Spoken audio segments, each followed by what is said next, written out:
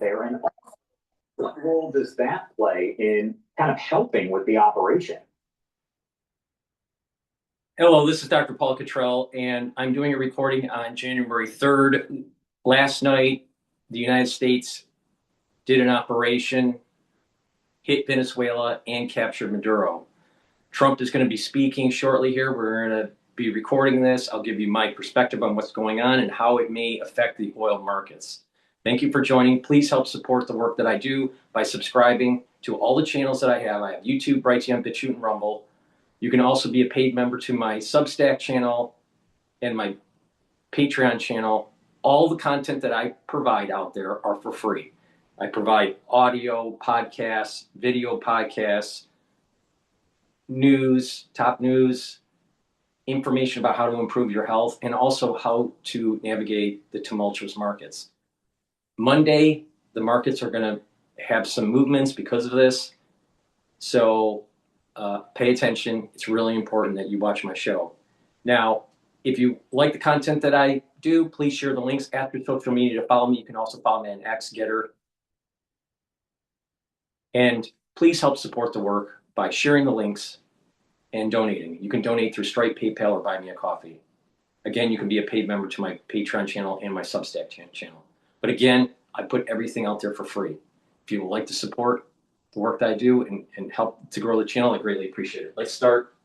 It looks like they're going to start soon here. Let's just listen into live now so we are ready for Trump's speech.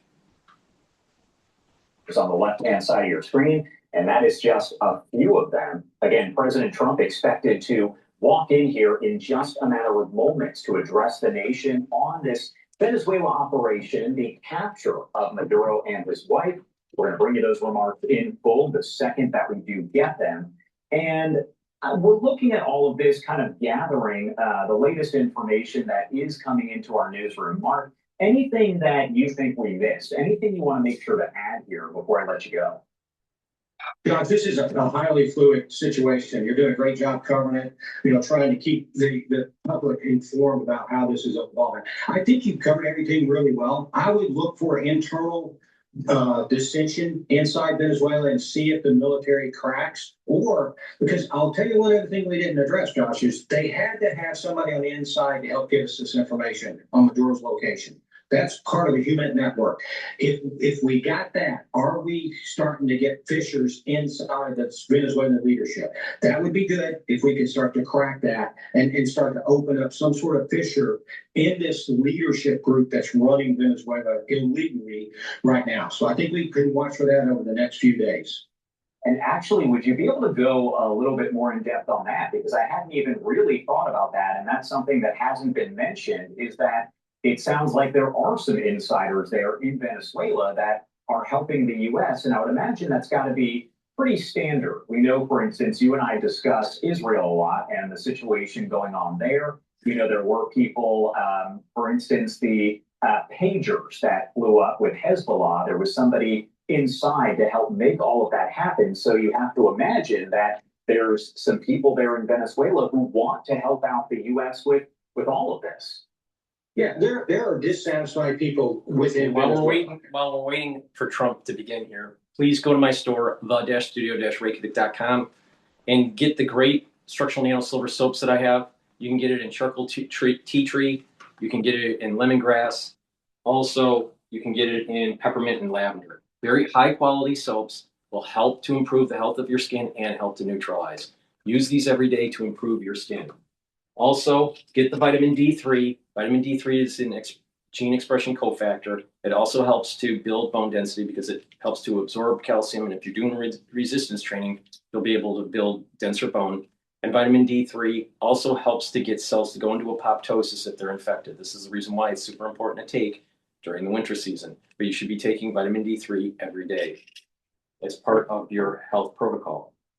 And get the Max 35. Max 35 is 35 parts per million. Cleanse is 30 parts per million. They're at different price points, but they'll help to boost up your immune system. You take a teaspoon a day, every day, swish it in your mouth, gargle about 20 seconds, and then swallow it. This will help to maintain the mucosal barrier, help the health of your epithelial lining, improve your oral cavity health and your oral pharynx health.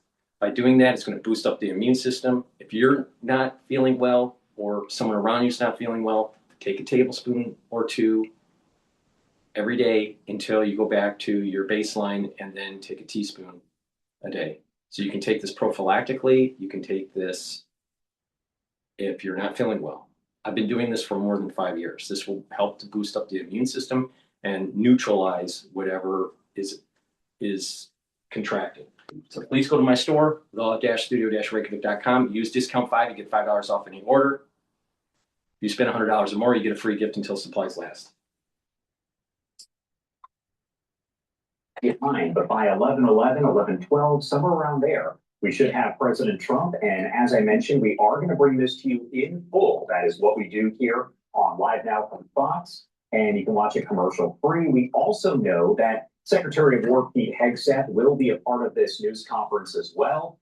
What I want to do is pull up this image right here. Now, we do have this statement that came in from the defense minister. This was over in Venezuela, where Mark and I were kind of just discussing this, but he said the Venezuelan people have been victims of the most criminal military aggression by the United States. The barbarity of the invading forces has desecrated our sacred soil, even striking civilian urban areas with missiles and rockets fired from combat helicopters. We are currently gathering information on the injured and dead, so seemingly confirming that some people were injured and dead as a result of the U.S. strikes there on Venezuela.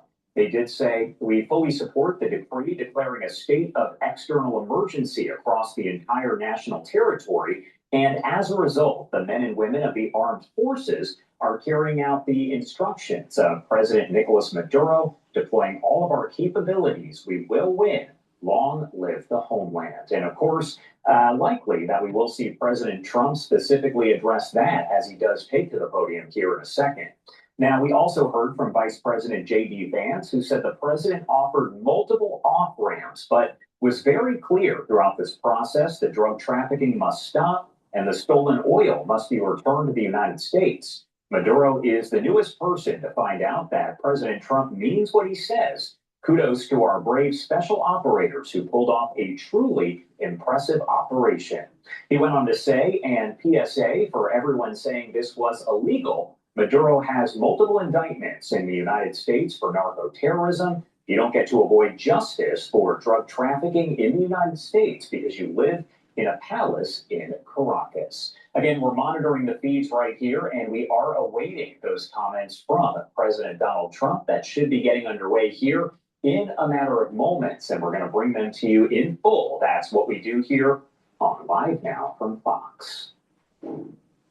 And as we are just past the top of the hour here, it is right now 11:10 on the East Coast and 8:10 on the West Coast. It is Saturday, January 3rd. My name is Josh Breslow, and we are going to continue to bring you coverage throughout the day as we get much more information on the detainment, so to speak, of Nicolas Maduro, the leader there in Venezuela, as well as his wife, both of whom were detained there by U.S. officials overnight, really just hours ago, as there were large-scale strikes that were conducted by the U.S. And what you're probably seeing is I keep looking down, and I did want to point out that the reason for that is we are keeping an eye on the different feeds coming in, and I'm trying to make sure that the second that we see President Trump walk in, we are able to bring that to you in full. Again, this is a live look at the stage as we learn the latest on all of this. So if you are just joining us, we did learn some information from President Trump as he spoke with Fox News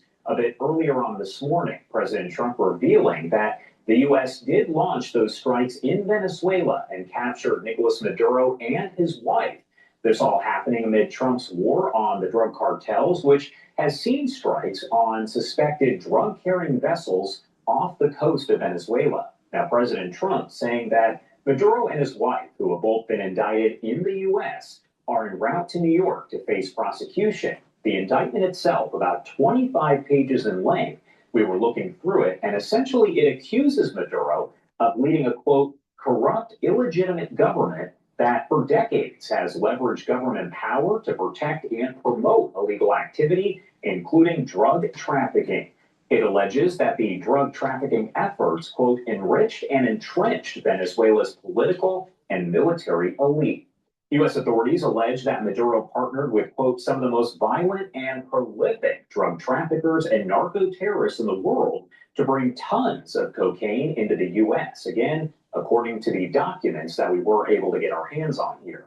Authorities estimate that as much as 250 tons of cocaine were trafficked through Venezuela by 2020. The drugs were moved on go-fast vessels, fishing boats, and container ships or via planes from clandestine airstrips. Again, we are following all of the details. We did hear from President Trump a bit earlier, who said that Maduro and his wife are en route via U.S. ship over to the U.S., specifically to New York, where they have been indicted. We are also waiting to see if we do get live images of their arrival. There have been some images that are circulating online showing the detainment of Maduro and his wife. We have not been able to independently confirm that those are accurate photos and not artificial intelligence generated. Once we do confirm, though, we will make sure to show you those images here as soon as we get them on Live Now from Fox. We also have a different angle here that shows just how many reporters are out here getting ready to go. This should begin momentarily, as we did get that 5-minute warning just about 6 minutes ago, meaning we can see where President Trump is going to enter into the room, that door that's open right there at Mar-a-Lago. And if you are just joining us, do want to let you know that he has been at Mar-a-Lago for the Christmas and New Year's holiday with his family there celebrating. So he is holding this news conference from Mar-a-Lago, which is where he watched this operation, he says, unfold here. So he's expected to talk about that. We know that Secretary of War Pete Hegseth will also be there to make comments. There are a lot of media members, so you have to imagine that President Trump will likely take some questions from reporters. That is normally what happens in a situation like this. The president is normally very vocal and takes a lot of questions. So we expect that will be the case, as there are so many questions that are left unanswered at this point. We are still awaiting the arrival of President Trump. He's, of course, there at Mar-a-Lago, but should be walking through the door any second now.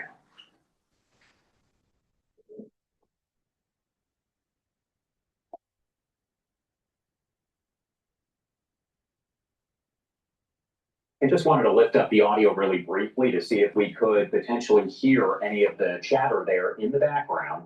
And at this point, not really hearing much of anything other than folks just kind of texting on their phones, trying to get all the information out there that they know so far. President Trump speaking with Fox News a bit earlier, as I mentioned. Please go to my store, the-studio-reykjavik.com, while we're waiting for Trump. Get the honey and lemon drops, blueberry, or a cherry flavor. They're made from structural nanosilver. Take them in the winter season. Really important to neutralize and mitigate any throat irritation. If someone around you is not feeling well, take them prophylactically so you can neutralize. These will help to take that irritant and neutralize it and produce a barrier for your oral pharynx. So please take them right away. They're also very good for the allergy season in the spring. So get a few bags for your household, have some at work, have some at home, take them right away. They're very high quality. Use discount 5, you get $5 off any order. If you spend $100 or more, you get a free gift until supplies last. So please go to my store, the-studio-reykjavik.com. Get this structural nanosilver drops, very high quality. You should potentially get some live images of them. Now, it is also important to note that cameras are not allowed inside a federal court, so we likely won't be able to get live images as they do face a judge, so to speak, potentially later on today. All of that kind of still in flux as we wait to get more details on that. But if we get any sort of live images, as you can imagine, you're going to see them right here on Live Now from Fox.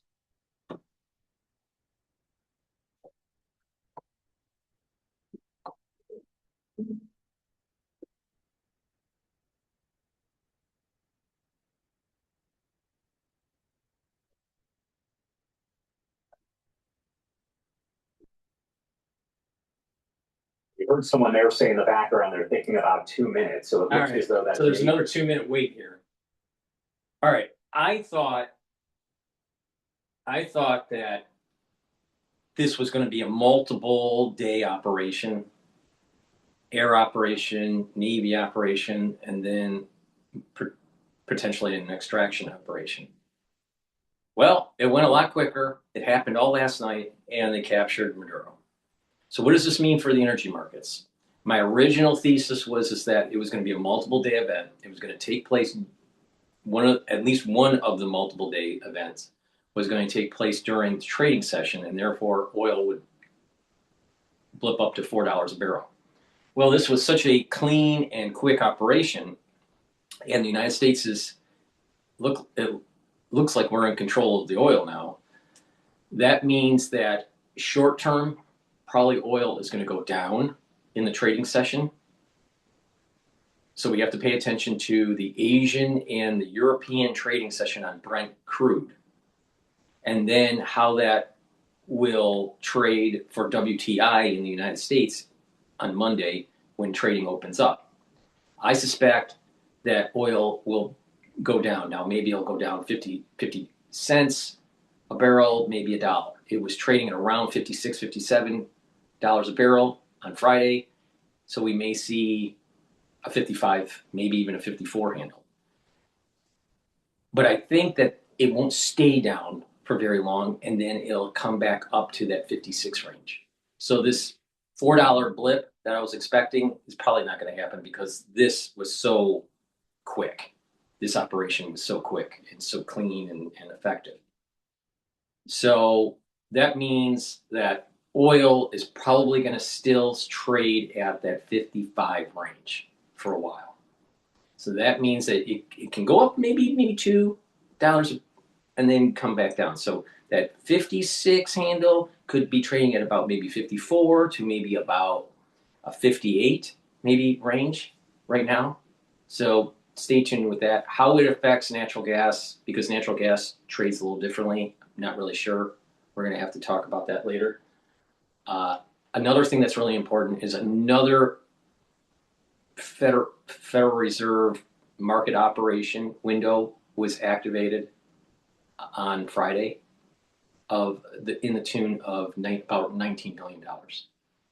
So counterparties, there are banks, there are ones that have access to the Fed window, they're accessing it, and they've been accessing it with some veracity December 31st and January 2nd.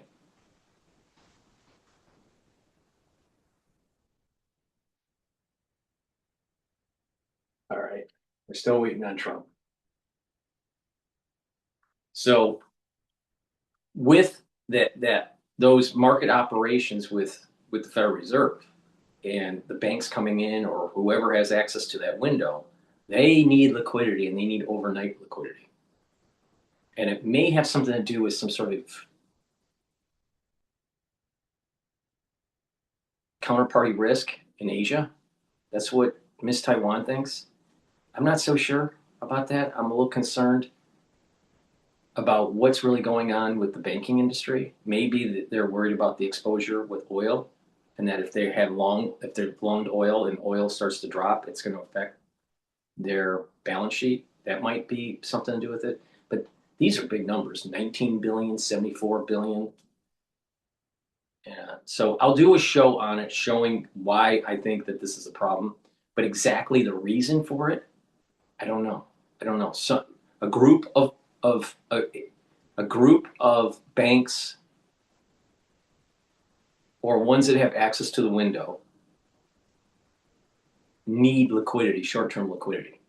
And this is not the normal at the end of the year liquidity adjustment. Something bigger. What it means, I'm not really sure. So usually when there's interbank lending issues and banks have to go for liquidity to the Federal Reserve, that's usually a problem. But because the Federal Reserve has been telegraphing that they're going to be lowering rates, SOFR, which is a interbank lending rate, is the actual rate between banks for overnight lending or some sort of short-term lending is going down. But that's because the Federal Reserve has been telegraphing that the federal funds rate is going to go down. If there was stress in the international lending mechanism, you would think that the interest rates would be going up. So something doesn't make sense. Interbank lending rates are relatively going down in the last 3 months or so. So where's the stress? It's not showing in the data. And then all of a sudden, some individuals or groups or consortiums have to come to the window, the discount window, and ask for billions and billions and billions of dollars. Something doesn't make sense. Something doesn't make sense. And there's a few articles out there. Bloomberg did one, Reuters did another, but there's not really an explanation of why this is happening with such. They just put it underneath the rug and say, oh, this is just at the end of the year adjustments for liquidity. But if you look at prior years, it doesn't even come close to the magnitude that was asked for at the window recently. And to put it into context, COVID was like 60 billion for the market window. Lehman was in tens of billions per day, and it was over multiple months. So the magnitude that was borrowed was only about 10, sometimes 5. Normally, it's really low. So we're talking about magnitude that was borrowed through the discount window that was reminiscent of COVID and Lehman. What's going on here? But yet no stress in SOFR in the interbank lending rate. So it doesn't make sense. So where's Basant? Bissent, I should say, not Bassett. Bissent. Where is he? I don't know. He hasn't been around. He's a Treasury Secretary. Treasury Secretaries, when there's a crisis, behind the scenes, they're working the phones. So what's going on here? Now, it could be that he's just on a holiday, but I doubt it. The magnitude that was borrowed at the Federal Reserve on Friday and on the 31st of December was massive. Massive. All right, let's listen in here. Trump saying, if this action were constitutionally sound, the attorney general wouldn't be tweeting that they've arrested the president of a sovereign country and his wife for possessing guns in violation of a 1934 U.S. firearm law. Again, Thomas Massie has been very critical of President Trump in the past, and that is a post that is just coming in here as we do wait for President Trump to make those remarks in just a matter of moments. This is running just a little bit behind as he was slated to speak at 11 a.m. Eastern time. It is now 11:25, and we have received several different 2-minute warnings, 5-minute warnings. However, as you can see, the president has not walked in just yet. That's why I'm reading some of these posts here to give you that reaction and updating you on the latest information. And of course, there are people asking Fox right now if there has been any kind of update on the timing. We know that President Trump and Secretary Hegseth are probably talking right now, providing the latest briefing to each other, the latest information with the Trump administration, so they can be kind of up to date on all of this when they do speak to the media in just a matter of moments. And more importantly than the media, speaking to the nation as a whole.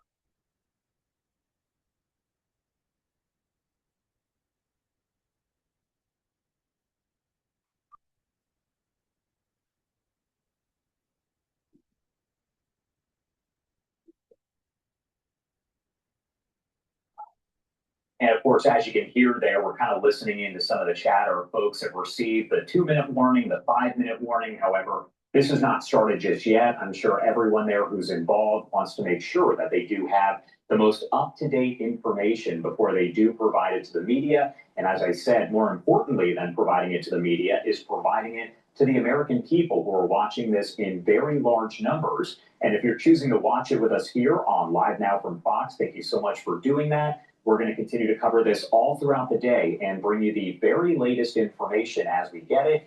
These comments from President Trump are going to be in full. We're all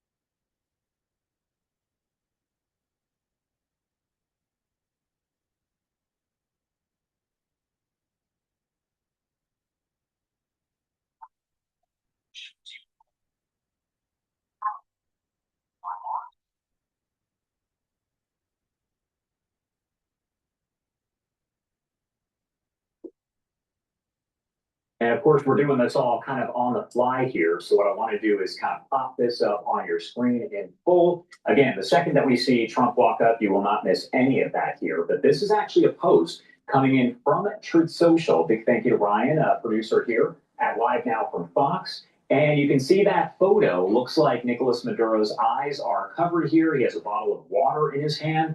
And it says Nicolas Maduro on board the USS Warship there that is bringing him over to New York. We know that's where he's indicted, so we definitely wanted to bring this post to you here on Live Now from Fox. A big thank you to our producer Ryan, who was able to find that and pull it in. But again, that is the first of the images that we have seen of Maduro in custody just coming in as he and his wife are traveling right now by boat over to New York, where they face that indictment.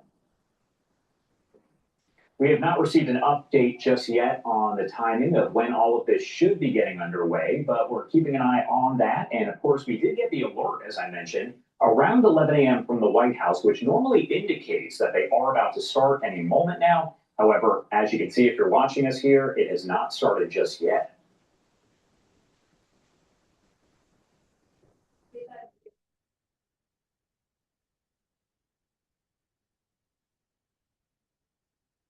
A live look there at the podium once again with the presidential seal as we await this beginning anytime soon here.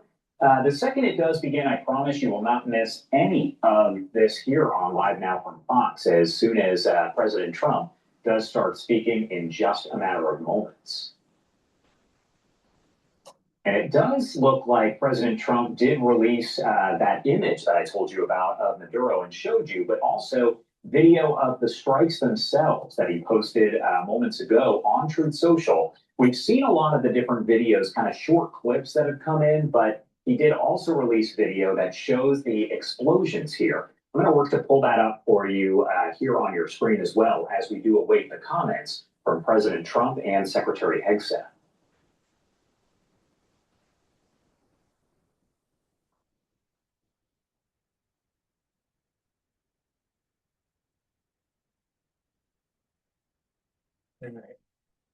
They keep on just. Let's listen into some of the news while we're waiting.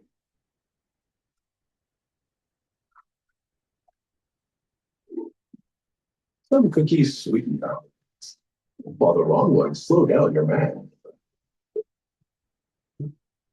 I wonder, Mr. President, I want to ask you because from your Vice President, J.D. Vance, said that the message is pretty clear that drug trafficking must stop. So was this operation a message that you're sending to Mexico, to Claudia Sheinbaum, the president there? Well, it wasn't meant to be, and we're very friendly with her. She's a good woman, but the cartels are running Mexico. She's not running Mexico. The cartels are running Mexico. And we could be politically correct and be nice and say, oh, yes, she is. No, she's very, she's very frightened of the cartels. They're running Mexico. And I've asked her numerous times, would you like us to take out the cartels? No, Mr. President. No, please. So we have to do something because we lost, the real number is 300,000 people, in my opinion. You know, I like to say 100,000. 100,000 is a lot of people, but the real number is 300,000 people. And we lost it to drugs, and they come in through the southern border, mostly the southern border. Plenty come in through Canada too, by the way, in case you don't know. But they come in through the southern border, and something's going to have to be done with Mexico. Why did you decide to do this morning? Are you talking about calling you people or this guy? No, taking out. I'm not sure which is worse, if you want to know. I'm calling you. I haven't spoken to anybody else because Charlie Hurd has been a great friend of mine for a long time. He was with me when it was not fashionable. And those are the people I like. He was with me, Charlie, when it was not at all fashionable. So that's the reason I'm doing this. And your show is great. You're doing a great job. What a good team. Why did you make the decision to take out Maduro this morning? And what was Maduro doing when our guys came in on him? So we were going to do this 4 days ago, but the weather was not perfect. The weather has to be perfect. And we had just the perfect weather. We had, very good. A little bit few more clouds than we thought, but it was good. We waited 4 days. We were going to do this 4 days ago, 3 days ago, 2 days ago. And then all of a sudden it opened up and we said go. And I'll tell you, it was just amazing. And what was he doing? He was in a very highly guarded, like a fortress, actually. He was in a fortress. That we had nobody killed was amazing. I think we had nobody killed, I have to say, because a couple of guys were hit, but they came back and they're supposed to be in pretty good shape. But that we had nobody killed, that we lost no aircraft, everything came back. We got it all back. One of them was hit pretty hard, but a helicopter, but we got it back. But it just was the right time to do it. We had to do it because it's a war. We're losing 300,000 people a year. We don't lose that much in a war, okay, if you look. And we had to do it. But he was in a house that was more like a fortress than a house. It had steel doors. It had what they call a safety space where it's, solid steel all around. He didn't get that space closed. He was trying to get into it, but he got bum rushed so fast that he didn't get into that. We were prepared. We had, massive blowtorches and everything else that you need to get through that steel, but we didn't need it. He didn't make it to that area of the house. Mr. President, your war on narco-terrorism from our southern border and beyond clearly will save American lives. Moving forward for Venezuela, what do you think is next for the Venezuelan people now that you have removed Maduro so that he can face American justice? Well, we're making that decision now. We can't take a chance on letting somebody else run and just take over where he left off. So we're making that decision now. We'll be involved in it very much. And we want to do liberty for the people. We want to, have a great relationship. I think the people of Venezuela are very, very happy because they love the United States. They were run by essentially a dictatorship or worse. It couldn't have been worse. It was a terrible thing that was taking place in Venezuela. But look, tremendous numbers of people were being killed through drugs. And what they did to our country in sending prisoners and people from mental institutions and drug lords and everything, they sent it by the hundreds of thousands of people into our country. And that is just unforgivable. That's why, he wanted to negotiate at the end, and I didn't want to negotiate. I said, no, we got to do it. He was trying to negotiate at the end. You probably saw that. And trying hard to make a deal. And I said, this could have been a very foolish thing if it didn't work out. But I said, no, we can't do it. What he did with drugs is bad.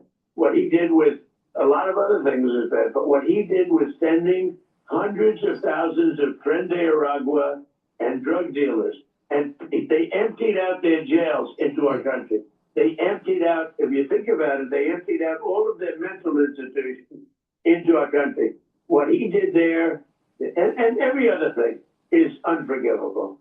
Hey everyone, I'm Emily Campagno. Catch me and my co-hosts Harris Faulkner and Kaylee McEnany on Outnumbered every weekday at 12 p.m. Eastern. That is what we do. Come on, when is he going to show up? President Trump telling Fox News a bit earlier on today that he actually spoke to Maduro several times, including most recently about a week ago. Maduro denied that in an interview on New Year's Eve, saying he had only spoken to Trump in November, but President Trump did say that he spoke with Maduro about a week ago, and Maduro said he was not going to surrender. So the next step, of course, was to go in and seize Maduro and his wife, taking them into custody and bringing them back to the U.S.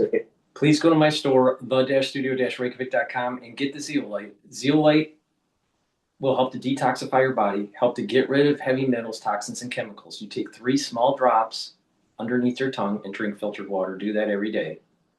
And what that will do is allow you to urinate those toxins and chemicals out within 6 to 8 hours. And when you are detoxifying your body, you're improving your immune system and your endocrine system.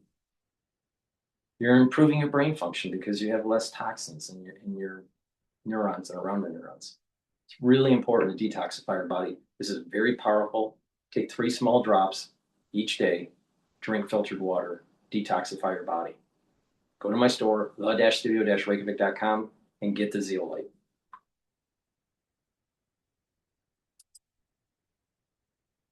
Military personnel who were injured in the attack. We see President Trump. Let's lift up the audio. Okay, thank you very much. This is big stuff. We appreciate you being here. Late last night and early today, at my direction, the United States Armed Forces conducted an extraordinary military operation in the capital of Venezuela. Overwhelming American military power, air, land, and sea, was used to launch a spectacular assault. And it was an assault like people have not seen since World War II. It was a force against a heavily fortified military fortress in the heart of Caracas to bring outlaw dictator Nicolas Maduro to justice. This was one of the most stunning, effective, and powerful displays of American military might and competence in American history. And if you think about it, there's some other good ones like the attack on Soleimani, the attack on al-Baghdadi, and the obliteration and decimation of the Iran nuclear sites just recently in an operation known as Midnight Hammer. All perfectly executed and done. No nation in the world could achieve what America achieved yesterday, or frankly, in just a short period of time. All Venezuelan military capacities were rendered powerless as the men and women of our military, working with U.S. law enforcement, successfully captured Maduro in the dead of night. It was dark. The lights of Caracas were largely turned off due to a certain expertise that we have. It was dark and it was deadly. But captured along with his wife, Celia Flores, both of whom now face American justice. Maduro and Flores have been indicted in the Southern District of New York, Jay Clayton, for their campaign of deadly narco-terrorism against the United States and its citizens. I want to thank the men and women of our military who achieved such an extraordinary success overnight with breathtaking speed, power, precision, and competence. You rarely see anything like it. You've seen some raids in this country that didn't go so well. They were an embarrassment. If you look back to Afghanistan, or if you look back to the Jimmy Carter days, they were different days. We're a respected country again, maybe like never before. These highly trained warriors operating in collaboration with US law enforcement, caught them in a very ready position. They were waiting for us. They knew we had many ships out in the sea, just sort of waiting. They knew we were coming. So they were in a ready, what's called a ready position. But they were completely overwhelmed and very quickly incapacitated. If you would have seen what I saw last night, you would have been very impressed. I'm not sure that you'll ever get to see it, but it was an incredible thing to see. Not a single American service member was killed, and not a single piece of American equipment was lost. We had many helicopters, many planes, many people involved in that fight. But think of that, not one piece of military equipment was lost, not one service member was, more importantly, killed. The United States military is the strongest and most fearsome military on the planet by far, with capabilities and skills our enemies can scarcely begin to imagine. We have the best equipment anywhere in the world. There's no equipment like what we have. And you see that even if you just look at the boats, you know, we've knocked out 97% of the drugs coming in by sea. 90%. Each boat kills 25, on average, 25,000 people. We knocked out 97%. And those drugs mostly come from a place called Venezuela. We're going to run the country until such time as we can do a safe, proper, and judicious transition. So we don't want to be involved with having somebody else get in, and we have the same situation that we had for the last long period of years. So we are going to run the country until such time as we can do a safe, proper, and judicious transition. And it has to be judicious because that's what we're all about. We want peace, liberty, and justice for the great people of Venezuela. And that includes many from Venezuela that are now living in the United States and want to go back to their country. It's their homeland. We can't take a chance that somebody else takes over Venezuela that doesn't have the good of the Venezuelan people in mind. We've had decades of that. We're not going to let that happen. We're there now. And what people don't understand, but they understand as I say this, we're there now, but we're going to stay until such time as the proper transition can take place. So we're going to stay until such time as we're going to run it essentially until such time as a proper transition can take place. As everyone knows, the oil business in Venezuela has been a bust, a total bust for a long period of time. They were pumping almost nothing by comparison to what they could have been pumping and what could have taken place. We're going to have our very large United States oil companies, the biggest anywhere in the world, go in, spend billions of dollars, fix the badly broken infrastructure, the oil infrastructure, and start making money for the country. And we are ready to stage a second and much larger attack if we need to do so. So we were prepared to do a second wave if we needed to do so. We actually assumed that a second wave would be necessary, but now it's probably not. The first wave, if you'd like to call it that, the first attack was so successful, we probably don't have to do a second, but we're prepared to do a second wave, a much bigger wave, actually. This was pinpoint, but we have a much bigger wave that probably won't have to do. This partnership of Venezuela with the United States of America, a country that everybody wants to be involved with because of what we were able to do and accomplish, will make the people of Venezuela rich, independent, and safe. And it will also make the many, many people from Venezuela that are living in the United States extremely happy. They suffered. They suffered. So much was taken from them. They're not going to suffer anymore. The illegitimate dictator Maduro was the kingpin of a vast criminal network responsible for trafficking colossal amounts of deadly, and illicit drugs into the United States.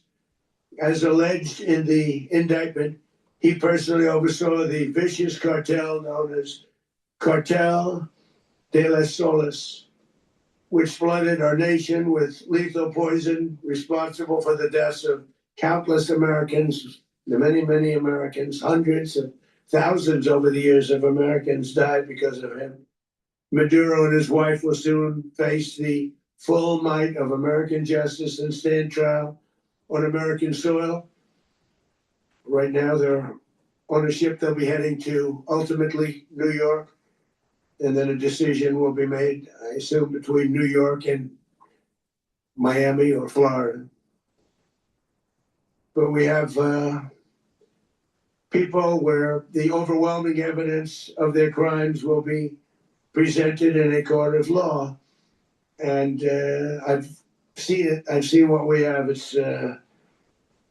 It's both horrible and breathtaking that something like this could have been allowed to take place. For many years after his term as president of Venezuela expired, Maduro remained in power and waged a ceaseless campaign of violence, terror, and subversion against the United States of America, threatening not only our people, but the stability of the entire region. And you all saw it. In addition to trafficking gigantic amounts of illegal drugs that inflicted untold suffering and human destruction all over the country, all over in particular the United States, Maduro sent savage and murderous gangs, including the bloodthirsty prison gang, Tren de Aragua, to terrorize American communities nationwide. And he did indeed. They were in Colorado. They took over apartment complexes. They cut the fingers off people if they called police. They were brutal. But they're not so brutal now. And I just have to congratulate our military, Pete, and everybody, and our National Guard, because the job that they've done, whether it's in Washington, D.C., where we have a totally safe city, where it was one of the most unsafe cities anywhere in the world, frankly, and now we have no crime in Washington, D.C. We haven't had a killing. We had the terrorist attack a few weeks ago. A little bit of a different kind of a threat, but we haven't had a killing in a long period of time, 6-7 months. We used to have two, on average, 2 a week in Washington, our capital. We don't have that anymore. The restaurants are opening. Everyone's happy. They go in, they walk in their daughters, they walk in their children, their wives, they walk to restaurants. Restaurants are opening all over Washington, D.C. So I want to thank the National Guard. I want to thank our military, and I want to thank law enforcement. Been amazing. And they should do it with more cities. We're doing it, as you know, and we're doing it in Memphis, Tennessee right now, and crime is down. We just sort of started a few weeks ago, but crime is down now 77%. And the governor of Louisiana called, great person, and he wanted us to help him, as you know, in a certain very nice part of Louisiana. And we have done that. And it was a rough section, and we have crime down. I understand it's down to almost nothing already after 2.5 weeks. New Orleans, it's down to almost nothing. And we've only been there for 2.5 weeks. Can't imagine why governors wouldn't want us to help. We also helped, as you know, in Chicago, and crime went down a little bit there. We did a very small help because we had no working ability with the governor. The governor was a disaster and the mayor was a disaster, but it knocked down crime. But we're pulling out of there when they need us. We'll know. You'll know. You'll be writing about it.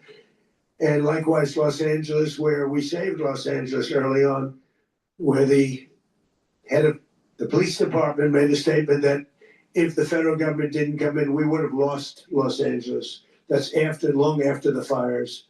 That's when they had the riots in Los Angeles. We did a great job. Got no credit for it whatsoever, but that's okay. It doesn't matter. We don't need the credit. But we'll be pulling out when they need us. They'll call, or we'll go back if we have to. We'll go back. But we did a great job in various cities. But the place that we're very proud of is Washington, D.C., because it's our nation's capital. We took it from being a crime-ridden mess to being one of the safest cities in the country. But the gangs that they sent raped, tortured, and murdered American women and children. They were in all of the cities I mentioned, Aragua, and they were sent by Maduro to terrorize our people. And now Maduro will never again be able to threaten an American citizen or anybody from Venezuela. There will no longer be threats. For years, I've highlighted the stories of those innocent Americans whose lives were so heartlessly robbed by this Venezuelan terrorist organization. Really one of the worst. One of the worst, they say the worst. Americans like 12-year-old Jocelyn Nungari from Houston. Beautiful Jocelyn Nungari, what happened to her? They, as you know, they kidnapped, assaulted, and murdered by Aragua animals. They murdered Jocelyn and left her dead under the bridge. There was a bridge that will never be the same to so many people after seeing what happened. As I've said many times, the Maduro regime emptied out their prisons, sent their worst and most violent monsters into the United States to steal American lives. And they came from mental institutions and insane asylums. They came from prisons and jails. The reason I say both, they sound similar. Actually, prisons, a little bit more hostile, a little bit tougher. A mental institution isn't as tough as an insane asylum, but we got them both. They sent from their mental institutions. They sent from their jails, prisons. They were drug dealers. They were drug kingpins. They sent everybody bad into the United States, but no longer. And we have now a border where nobody gets through. In addition, Venezuela unilaterally seized and stole American oil, American assets, and American platforms, costing us billions and billions of dollars. They did this a while ago, but we never had a president that did anything about it. They took all of our property. It was our property. We built it. And we never had a president that decided to do anything about it. Instead, they fought wars that were 10,000 miles away. We built Venezuela oil industry with American talent, drive, and skill, and the socialist regime stole it from us during those previous administrations, and they stole it through force. This constituted one of the largest thefts of American property in the history of our country. Considered the largest theft of property in the history of our country. Massive oil infrastructure was taken like we were babies, and we didn't do anything about it. I would have done something about it. America will never allow foreign powers to rob our people and drive us back into and out of our own hemisphere. That's what they did. Furthermore, under the now deposed dictator Maduro, Venezuela was increasingly hosting foreign adversaries in our region and acquiring menacing offensive weapons that could threaten U.S. interests and lives. And they used those weapons last night. Potentially in league with the cartels operating along our border.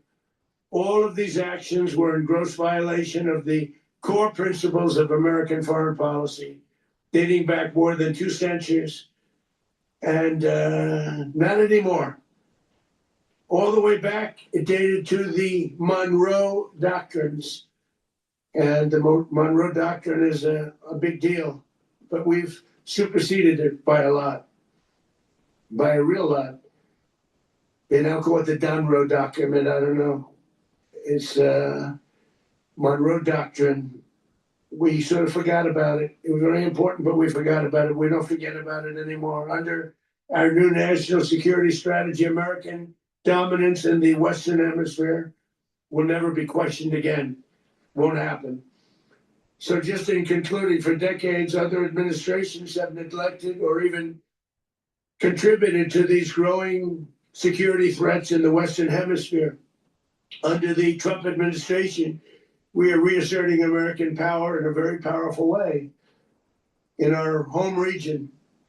And our home region is very different than it was just a short while ago. The future will be, and we did this in my first term.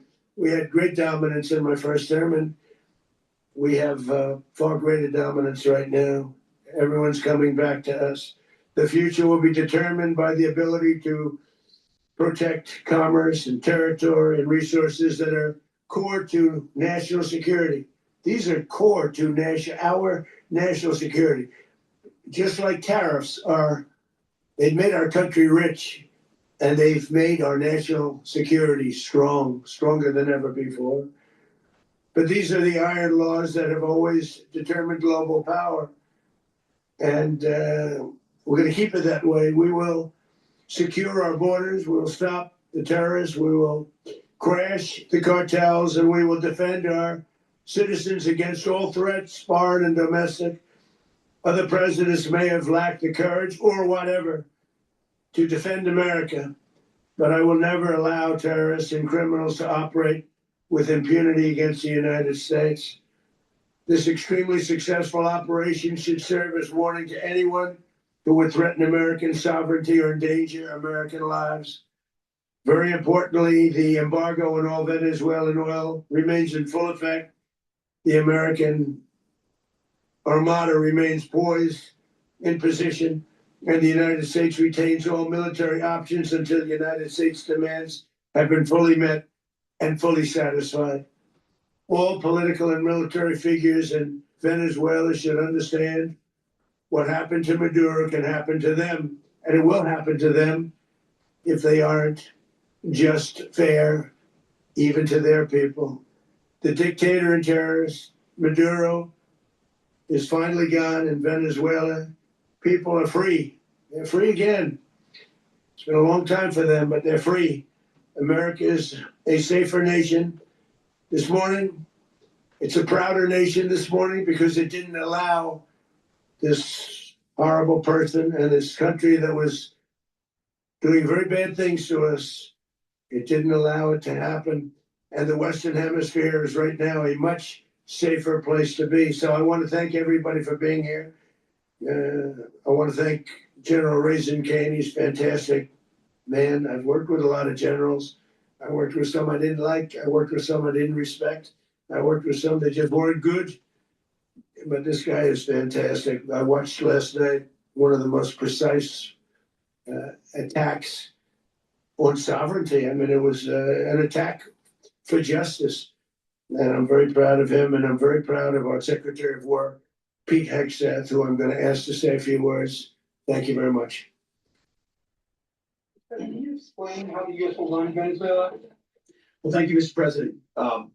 Finally, a commander-in-chief the world respects and the American people deserve. And as the president said, words can barely capture the bravery and the power and the precision of this historic operation. A massive joint military and law enforcement raid flawlessly executed by the greatest Americans our country has to offer.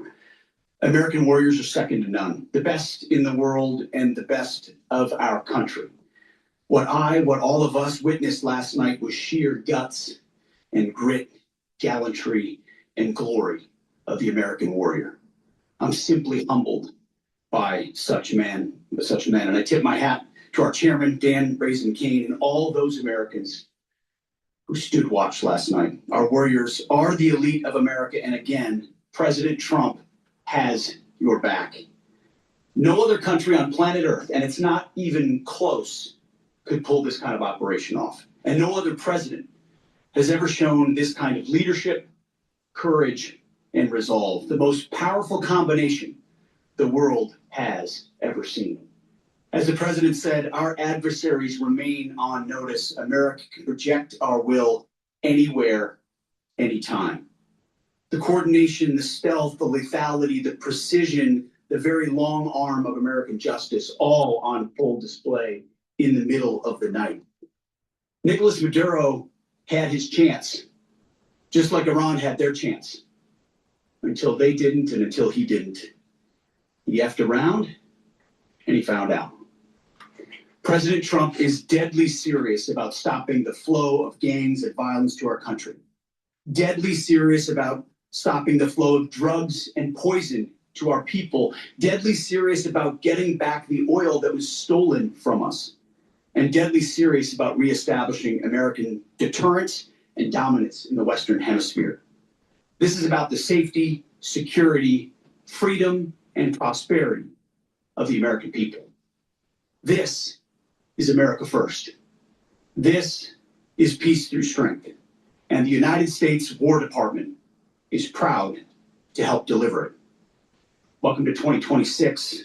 And under President Trump, America is back.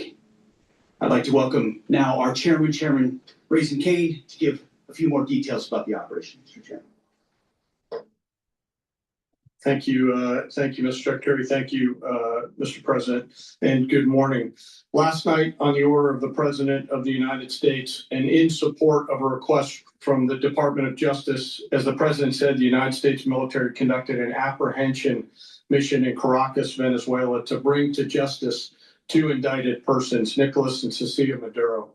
This operation, known as Operation Absolute Resolve, was discreet, precise, and conducted during the darkest hours of January 2nd and was the culmination of months of planning and rehearsal, an operation that, frankly, only the United States military could undertake. What I'd like to do this morning is talk to you through some of the preparation and the details without compromising any of our tactics, techniques, and procedures. There is always a chance that we'll be tasked to do this type of mission again. Our interagency work began months ago and built on decades of experience of integrating complex air, ground, space, and maritime operations. While the past 2 decades have honed the skills of our special operations forces, this particular mission required every component of our joint force, with soldiers, sailors, airmen, Marines, and Guardians working in unison with our intelligence agency partners and law enforcement teammates in an unprecedented operation. We leveraged our unmatched intelligence capabilities and our years of experience in hunting terrorists. And we could not have done this mission without the incredible work by various intelligence agencies, including the CIA, NSA, and NGA. We watched, we waited, we prepared, we remained patient and professional. This mission was meticulously planned, drawing lessons from decades of missions over the last many years, many missions over these last many years. This was an audacious operation that only the United States could do.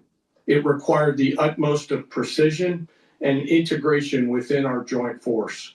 And the word integration does not explain the sheer complexity of such a mission. An extraction so precise, it involved more than 150 aircraft launching across the Western Hemisphere in close coordination, all coming together in time and place to layer effects for a single purpose, to get an interdiction force into downtown Caracas while maintaining the element of tactical surprise. Failure of one component of this well-oiled machine would have endangered the entire mission, and failure is never an option for America's joint force. Those in the air over Caracas last night were willing to give their lives for those on the ground and in the helicopters. Let me talk a little bit about the preparation.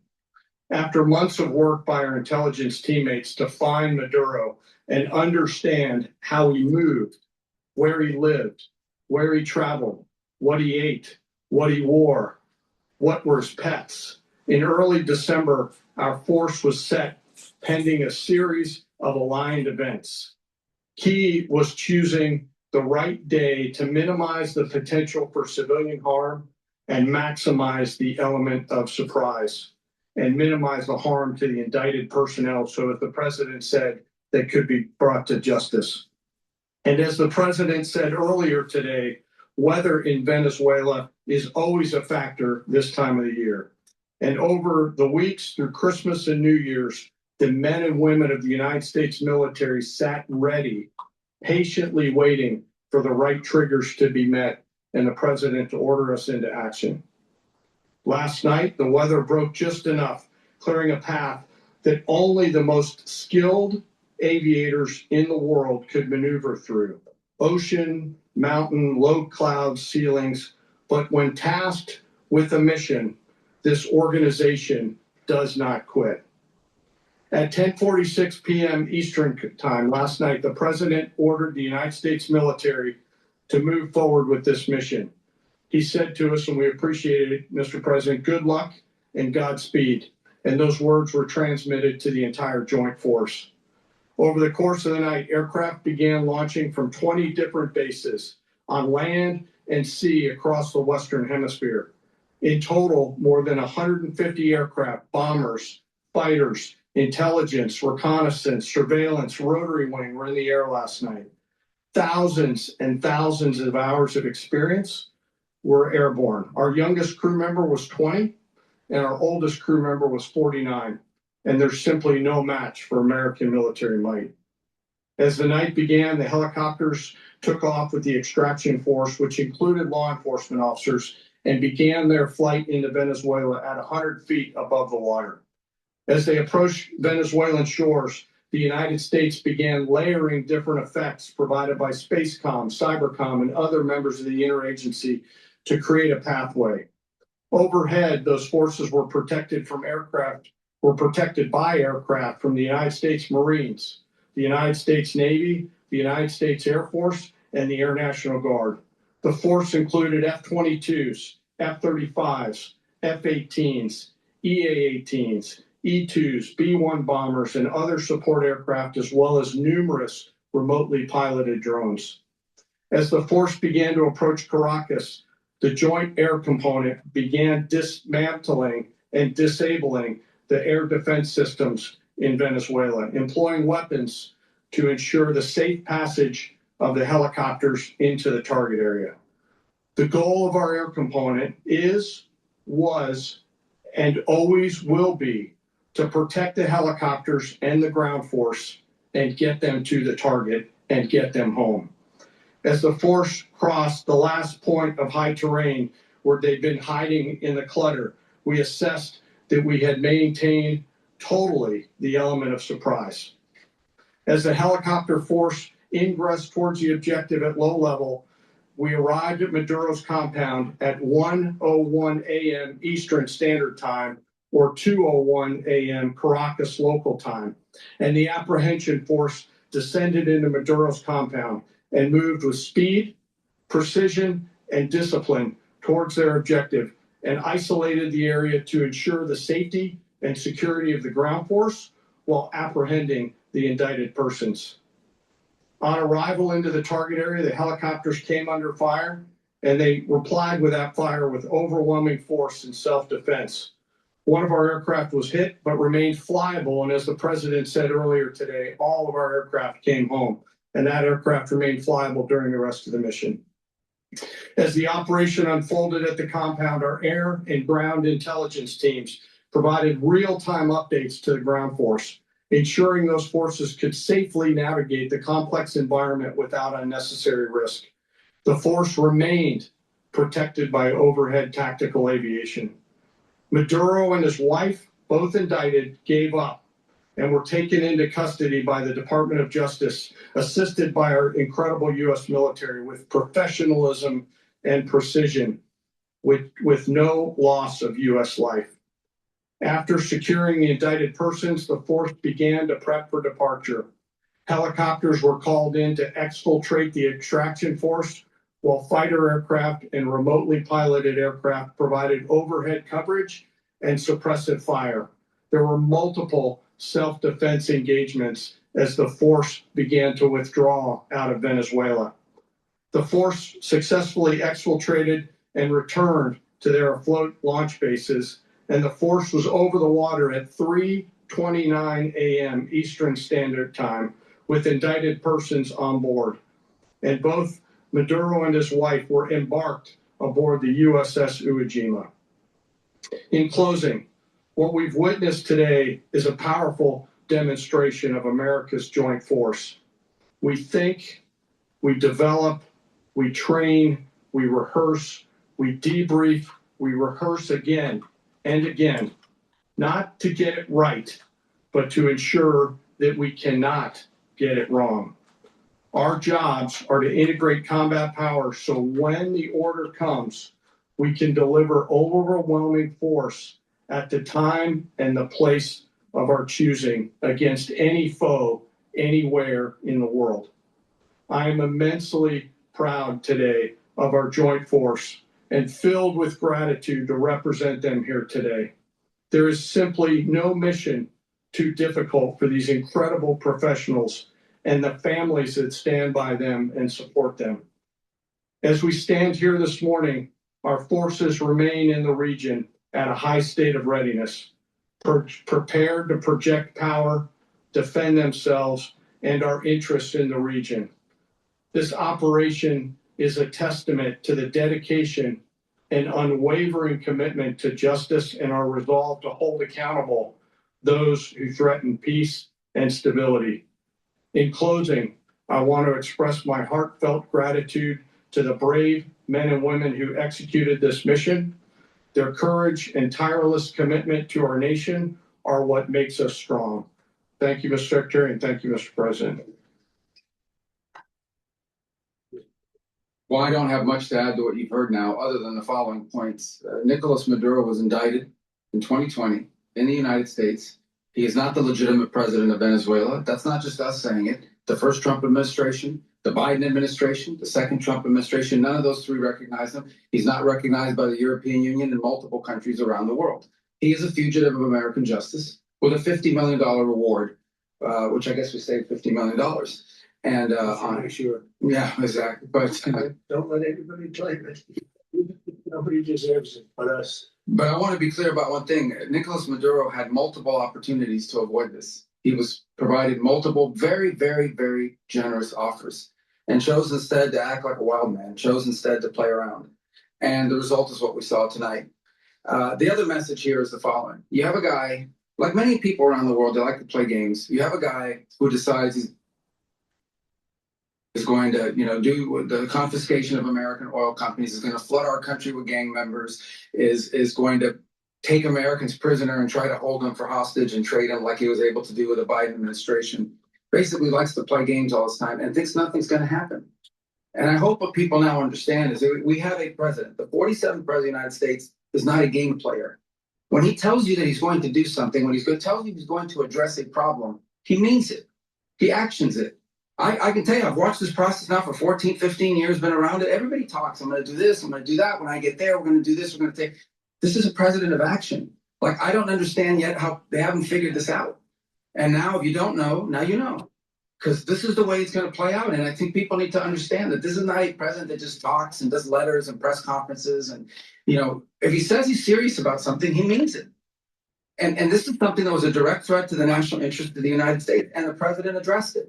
This is a president of peace, by the way. I told you what I just said earlier. This guy had multiple opportunities to find his way somewhere else and figure out another. He could have been living somewhere else right now, very happy.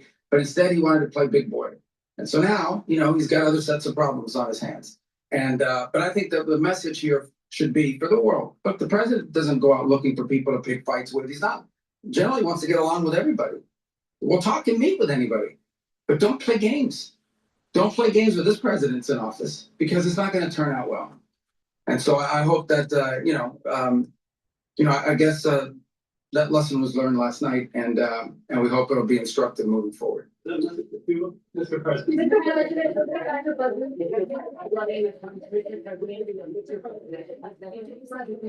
Going to run Venezuela. So who's in power right now?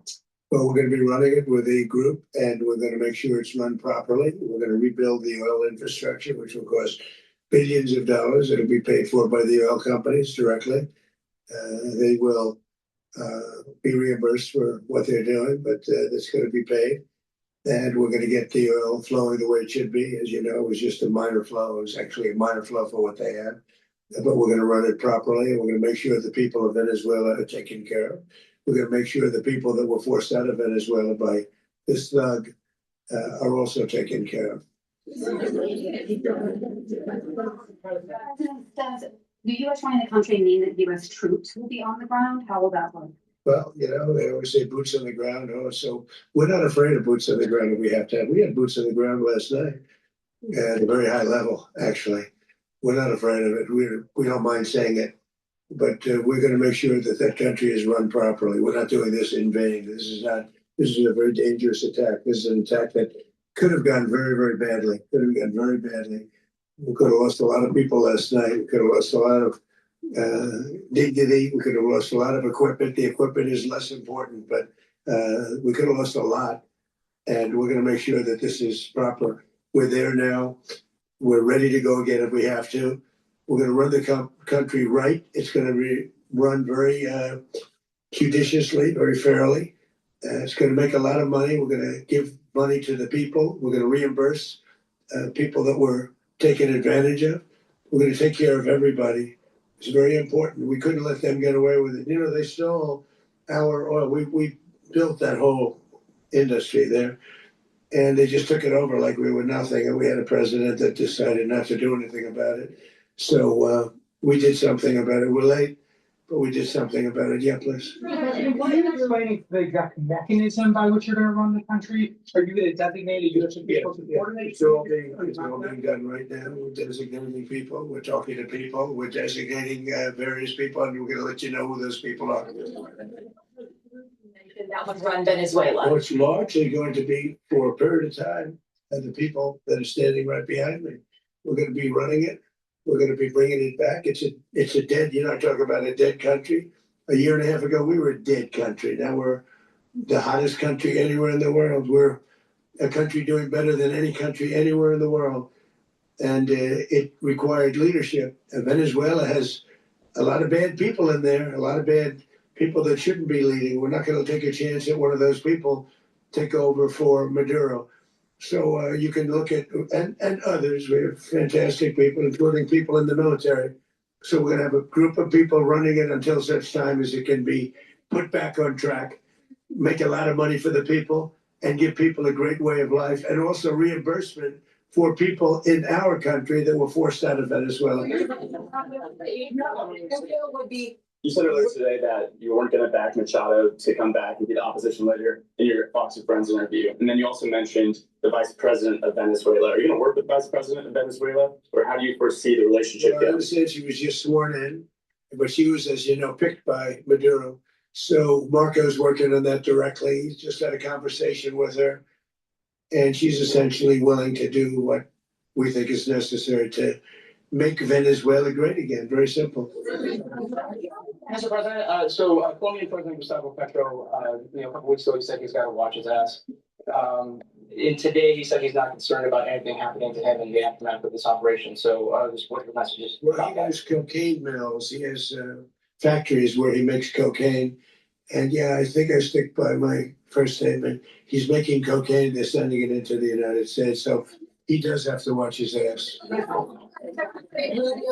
Did he notify any members of Congress in advance? Marco, do you want to talk about that? Because you were involved in there. We called members of Congress immediately after. This was not the kind of mission that you can do congressional notification on. It was a trigger-based mission in which conditions had to be met night after night. We watched and monitored that for a number of days. So it's just simply not the kind of mission you can call people and say, hey, we may do this at some point in the next 15 days.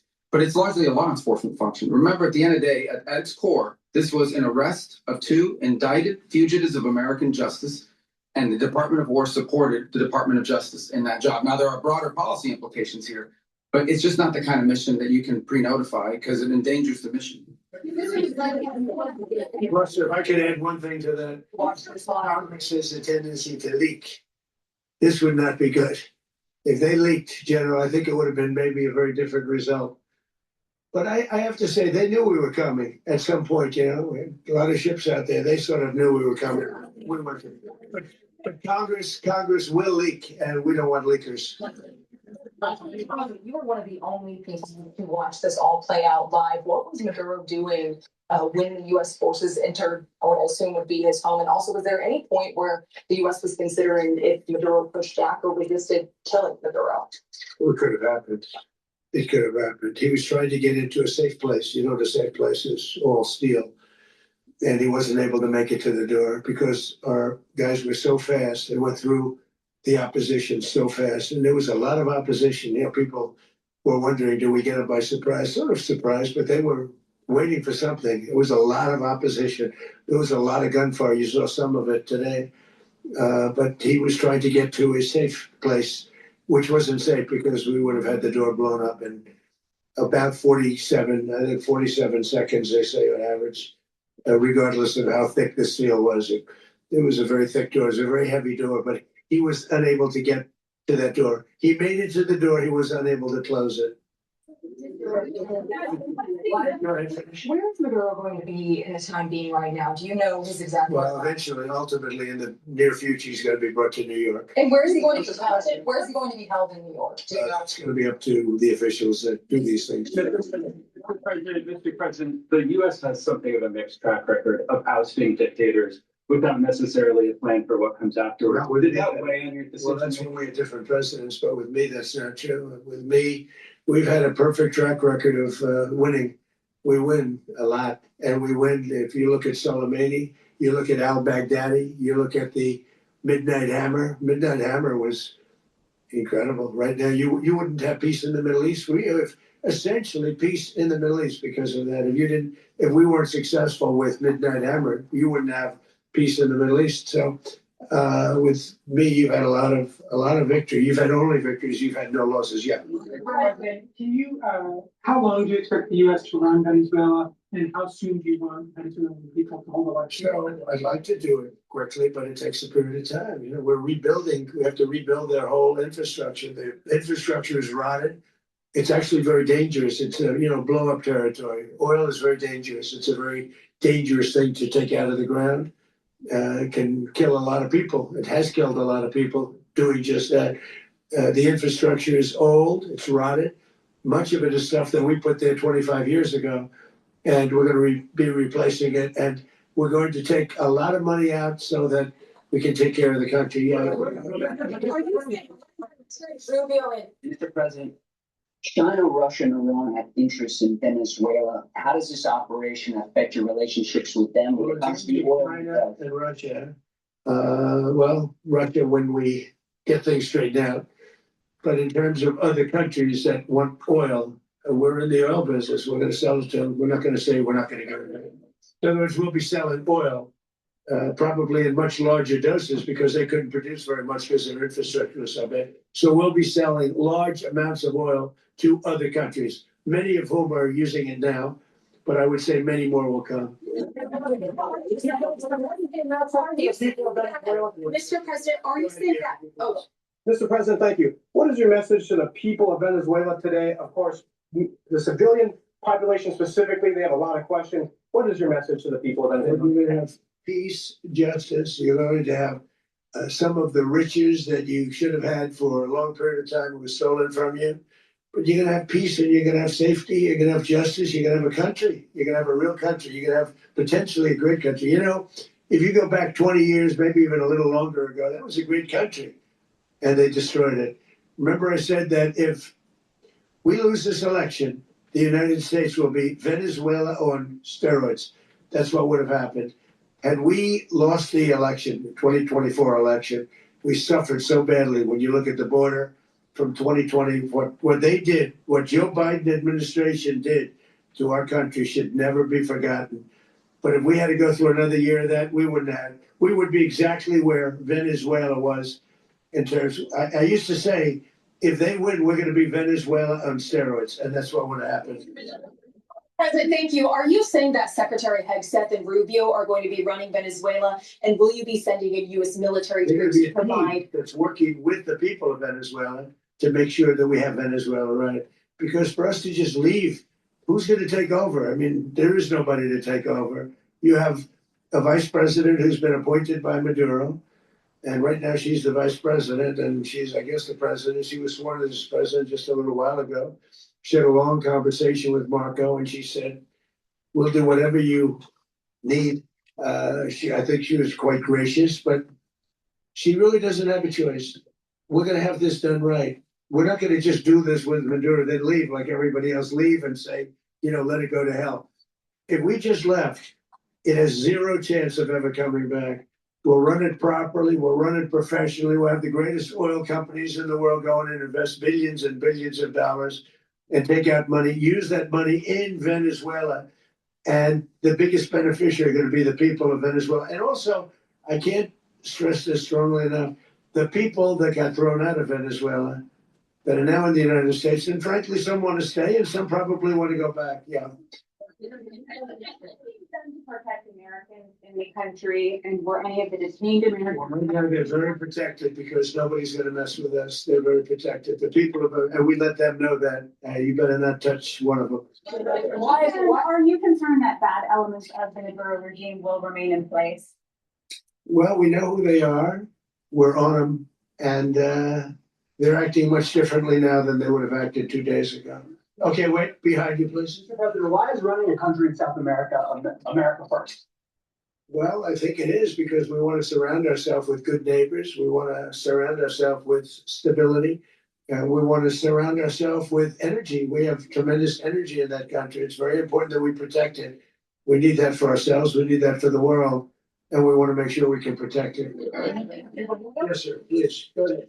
Is your message for Cuba and Venezuela?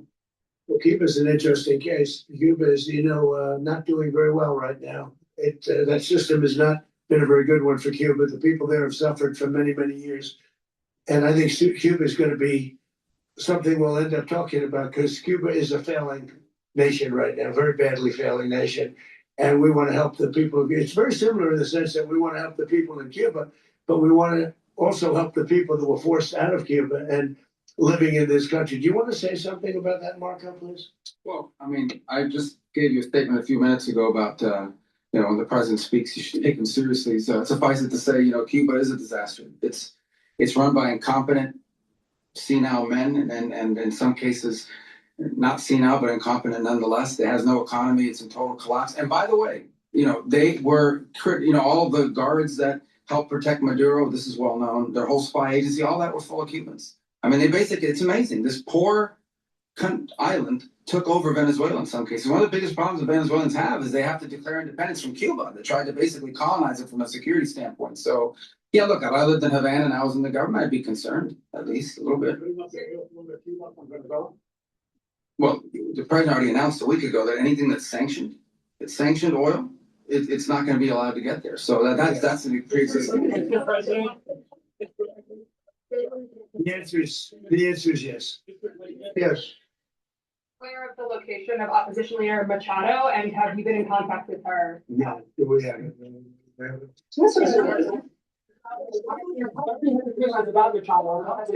On Monday. I think it would be very tough for her to be the leader. She doesn't have the support within or the respect within the country. She's a very nice woman, but she doesn't have the respect. It's possible that the U.S. ends up administrating Venezuela for years. Well, it won't cost us anything because the money coming out of the ground is very substantial. So it's not going to cost us anything. We will. Well, we want safety there. We want to be surrounded by countries that aren't housing all of our enemies all over the world. That's what was happening, and you don't want to have that. But we're going to be rebuilding, and we're not spending money. The oil companies are going to go in. They're going to spend money. We're going to take back the oil that, frankly, we should have taken back a long time ago. A lot of money is coming out of the ground. We're going to get reimbursed for all of that. We're going to get reimbursed for everything that we spend. So it's going to be a very important. This is a very big evening that took place last night. We have to be surrounded by safe, secure countries. And we also have to have energy, very important. We have to have energy that's real energy, not where they're getting 4% and 5% of the energy out of the ground. You take a look, it was such a disaster. So what's going to happen with Venezuela, I think, over the next period of a year is going to be a great thing. And the people of Venezuela will be the biggest beneficiaries. Military.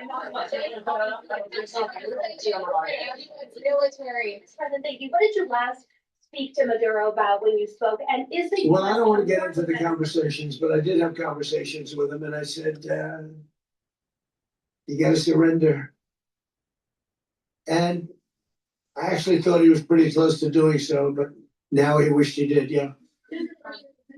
You said that Maduro is responsible for drug trafficking. You recently pardoned the former president of Honduras, who was convicted of many drug trafficking. Can you explain how these two situations? Well, I endorsed, as you know, the winning president, the man who won in Honduras. I endorsed the man who won in Chile. I endorsed the man who won in Argentina. And we are doing very well with that whole group. What the man that I pardoned was, if you could equate it to us, he was treated like the Biden administration treated a man named Trump. That didn't work out too well for them. This was a man who was persecuted very unfairly. He was the head of the country. He was persecuted very unfairly. And there are a number of them.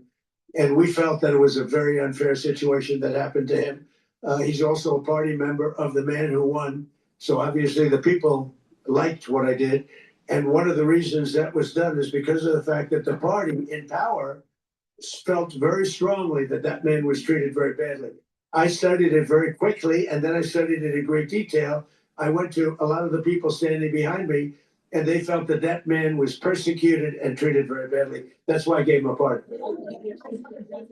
You referenced boots on the ground earlier. Can you just sort of button this up? Do you envision the U.S. military having a presence in Venezuela as the U.S. runs that? Well, no, we're going to have a presence in Venezuela as it pertains to oil, because we have to have, we're sending our expertise in.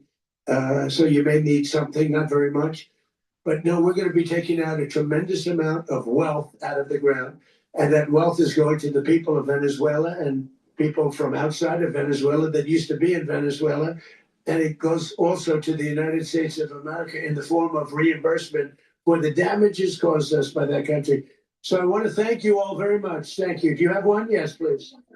You were so nice before. I'm going to give you the final question. Go Thank ahead. you, Mr. Unless it's a bad question, in It's which about case I Putin. go one word. It's about It's about Putin, if you want. About Putin. Well, that's always nice to talk about Putin. You had a phone call with him on Monday. Did he talk at all about Maduro? Did y'all talk about this? No, we didn't. And We never spoke about Maduro. Are you mad at him right now? I mean, there's this I'm not intelligence. thrilled with Putin. I'm not thrilled with Putin. He's killing too many people. I thought that would be so. I settled 8 1/4 war. You know what the 1/4 was? Thailand and Cambodia. I did it again. They broke out, and I did it in about 5 hours, and I settled it. I'm giving myself 1/4, so I'm up to now 8 1/4. In other words, I settled the war, but then they broke out. They had a pretty bad breakout over the last 4 days. I got them to go back to peace.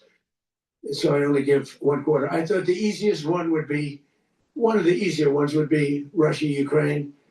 It's not. And they both have done some pretty bad things.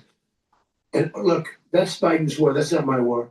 But I want to stop the lives. Did you see where last month, 30,000, it was 27,000 the month before. 30,000, mostly soldiers, were killed this last month. 30,000. I want to stop that. You know, I got NATO to pay 5% instead of the 2% that they weren't paying. They weren't paying 2, now they pay 5. And we send them a lot of munitions, we send them a lot of things, missiles and various other things, a lot. And they pay. The United States is not losing money. We're probably making money on that. It's the last thing I care about. I just want to stop all those people. We're losing 25, 30,000 human beings that come from 2 places that are very far away. But if I can stop, because it's something I've been pretty good at doing, deals, I guess. It's all a deal. Life is a big deal. But if I can stop that war and stop 30,000 young people, in addition to the fact that people are being killed in Kiev, people are being killed in other cities, you know, a much smaller number, but they're being killed, viciously killed. So I'm not happy about it. I thought that would be something that would get solved. We have Mr. Witkoff here. I think that we're making progress, but that's a war that should have never happened. If I were president, it would have never happened. Putin says it. Everybody says it. If I were president, that would have never happened. But I inherited that war.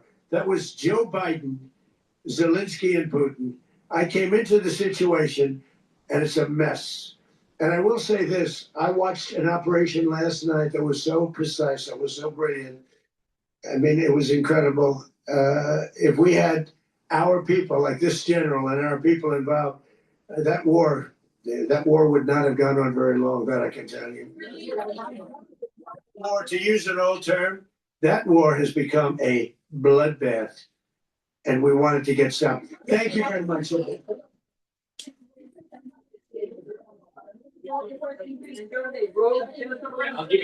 I'll give you my take on the market aspects to this, but I'd like to plug some products here before we continue. Please go to my store, the-studio-reykjavik.com. And get the deodorants. These are dual purpose.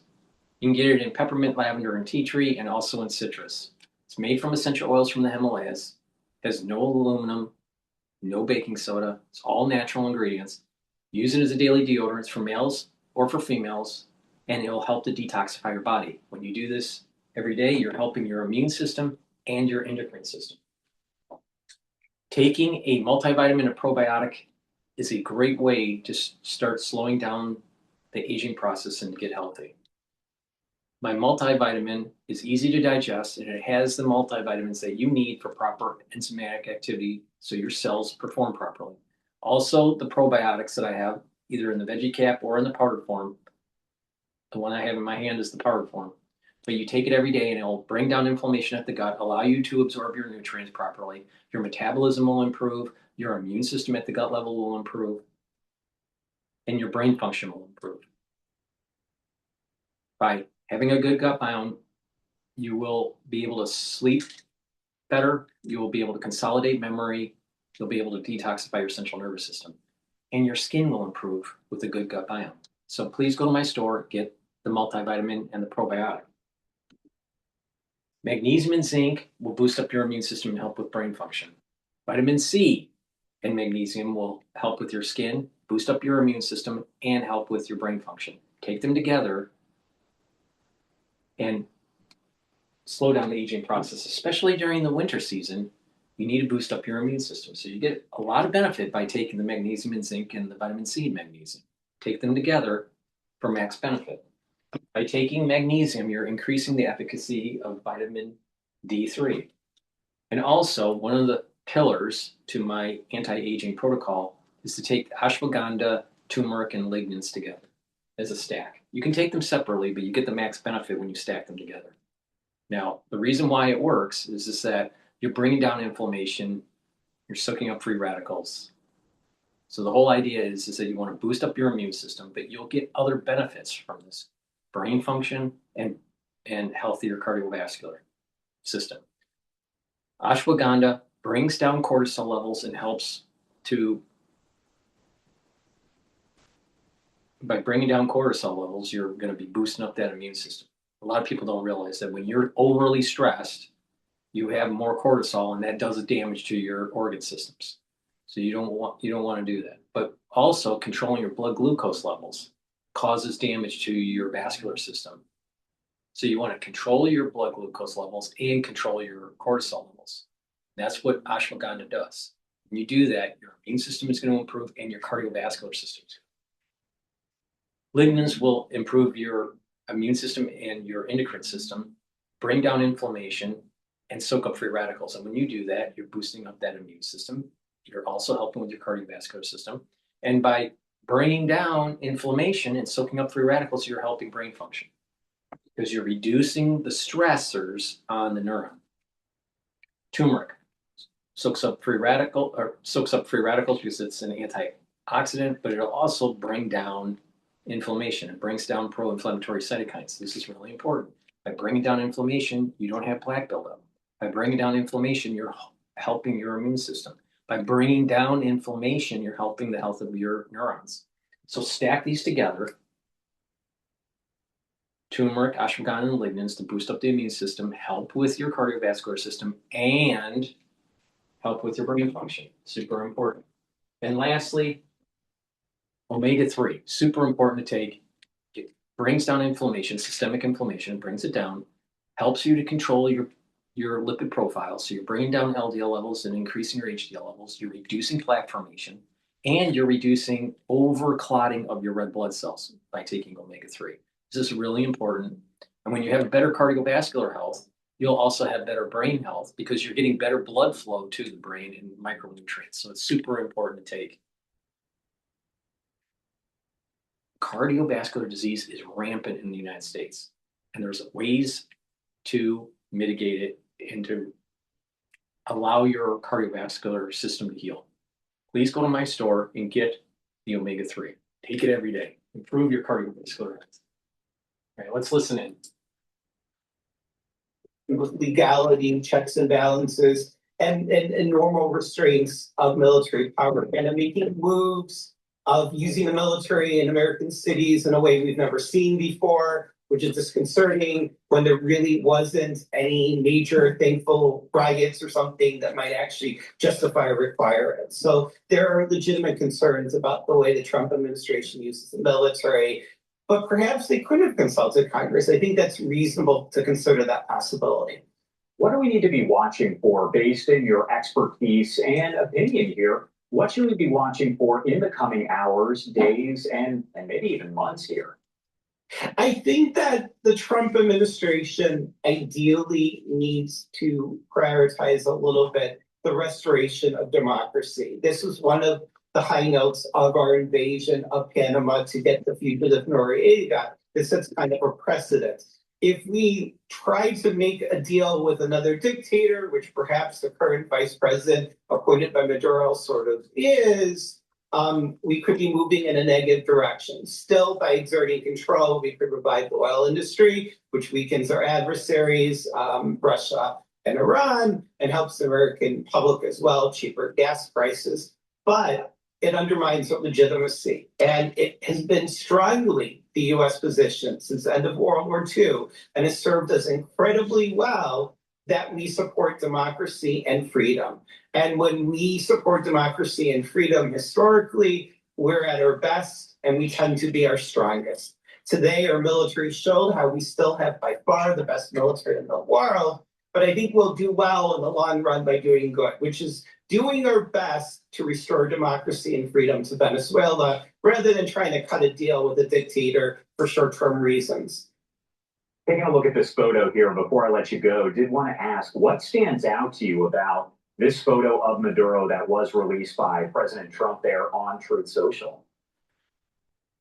Well, I think I see handcuffs, if I'm correct, because I'm looking at it from my laptop right now. I think that generally what we're seeing with this operation, and Secretary of State Marco Rubio emphasized it, and so the general, is that this is a Justice Department-led operation. They had an indictment from a U.S. court. He's going to be tried in a U.S. court, Southern District of New York, as they pointed out. So that there is a legal basis. He's a criminal. He was a fugitive. Thug is a good word, even though not a technical word. Very, very good word. So it shows the power of American justice. In fact, it was a Secretary of State from a different party, Madeleine Albright, that decades ago, after the terrorist attack against our naval ship USS Cole before 9/11, said that something to the fact that the arms of American justice is very long, and this is about justice. And when we can, and do a trial, and allow the person their defense, and bring them before a court, American court, or another court that has jurisdiction, that is the greatest thing we can do to serve justice throughout the world. All right. Michael, thank you so much for taking the time to be here with us and discuss all of this, to break it down. Anything that we missed, anything you want to make sure to... All right. It's important to understand that America, the United States, is going to take over Venezuelan oil. Now, I think what's going to happen is that there's probably going to be some sharing of the profits of the oil to the Venezuelans. So it's not going to be 100% American companies. Now, the two American companies to really focus on here, Chevron and ExxonMobil. All right. It looks like that Chevron has the biggest exposure for benefit to this, but also it looks like ExxonMobil. ConocoPhillips maybe a little bit. So I think that Chevron and ExxonMobil and a little bit of ConocoPhillips. So pay attention to Chevron, pay attention to ExxonMobil, especially perhaps in maybe investor news that may be coming out shortly. There's going to be, at the end of the month, earnings announcements. They're probably going to be talking about maybe something about oil from Venezuela, infrastructure, CapEx expenditures to build out inventory, build out the infrastructure and the processing the oil extraction, the rigs. So there's going to be some CapEx that's going to be involved. But when they're spending for CapEx, they're assuming that they're going to have oils to be able to sell into the market. All right.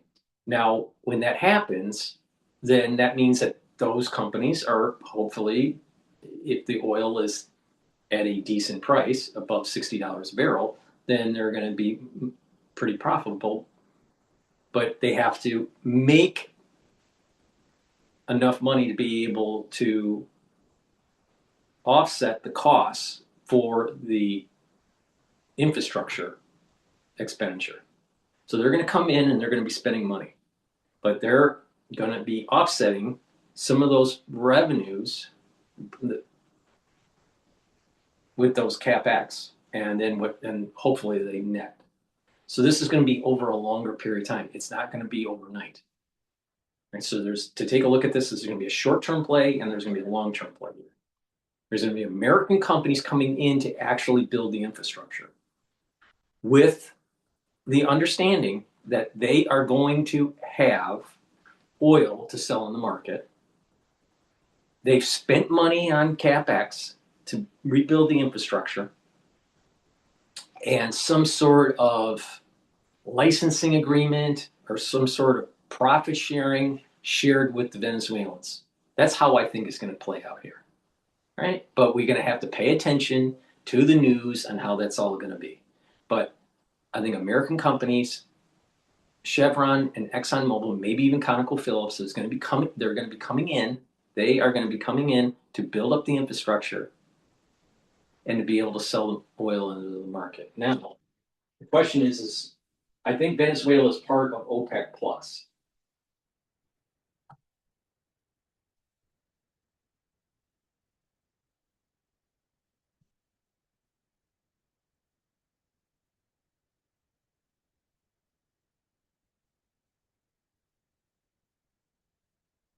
All right, so Venezuela is part of OPEC. So that, because it's kind of like a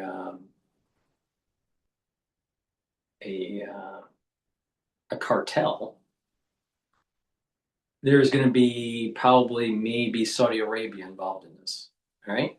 Now, Saudi Arabia wanted to put more oil into the market, and we've been talking about this for the last year, because of OPEC nations and OPEC Plus nations producing more than what there was allotted quota. And so Saudi Arabia was getting upset. So Saudi Arabia said, well, they're just flood the market with oil and drop the price and affect the OPEC Plus nations. I think Venezuela was one of them that was trying to be affected. So there's probably something to do with Saudi Aramco involved in this. So pay attention. Saudi Aramco, ExxonMobil, Chevron, and maybe ConocoPhillips. All right. But these companies are going to be coming in, doing CapEx. They're going to want to make up their money, and they're going to make up their money by selling the Venezuelan oil. There'll probably be some sort of profit sharing or some sort of lease agreement with these companies, with the Venezuelans, where they get profit from the oil. Now, because Venezuelan oil is not part of WTI, but is part of Brent crude, there's two types of markets for oil: Brent oil futures and WTI futures. Okay, so the Brent will, because there's going to be more oil in the market eventually, Brent is going to go down, assuming other nations don't reduce their production. So there's going to be more supply coming online. But also, as the supply goes up, the price will start to drop, and even though it's not WTI market, it will affect the WTI price, and therefore WTI will be suppressed. So in the short run, if there's more oil on the market, then oil price will drop. But there's also infrastructure investment, so they may be shutting down some of the production to improve the infrastructure. So in the short run, the Venezuelan oil may not be there. Maybe Venezuelan oil for a little bit as the infrastructure is declining. They figure out who's going to be the players to come in to start building. They start retrofitting the production. Some fields may be turned off. So oil production from the region during that build-out phase may actually be reduced. So oil coming out of Venezuela may be actually suppressed as the infrastructure is being rebuilt. That will stabilize Brent crude and stabilize WTI. There's a lot of inventory right now. So knee-jerk reaction to the markets. Venezuelan oil is going to be in the hands of the United States. Maybe part of it is going to be in the hands of Saudi Aramco. Who knows? Who knows? And then the knee-jerk reaction is maybe oil futures will go down. Then they're going to realize that CapEx, once the earnings announcements come in at the end of the month and the beginning of next month, you start hearing that they're going to be going in and actually doing CapEx in Venezuela, then they're going to have to shut down some of the production, rebuild the infrastructure. Oil won't be flowing as freely from Venezuela, and then the oil price, especially with Brent, is going to start to go up, and WTI will follow. All right. So I think that the knee-jerk reaction here is that oil futures will go down, but it will go back up to a steady level of about $56, $57 a barrel for WTI, and about $60 a barrel or $59 a barrel for Brent. And then all of a sudden you have this build out of the infrastructure, which is going to take months. It's not going to take, or in some cases, it may take more than a year for a full build out. But there's going to be a suppression of oil from Venezuela as the inventories are being burnt down, as the inventories are sold off, because there's a lot of crude oil out there right now.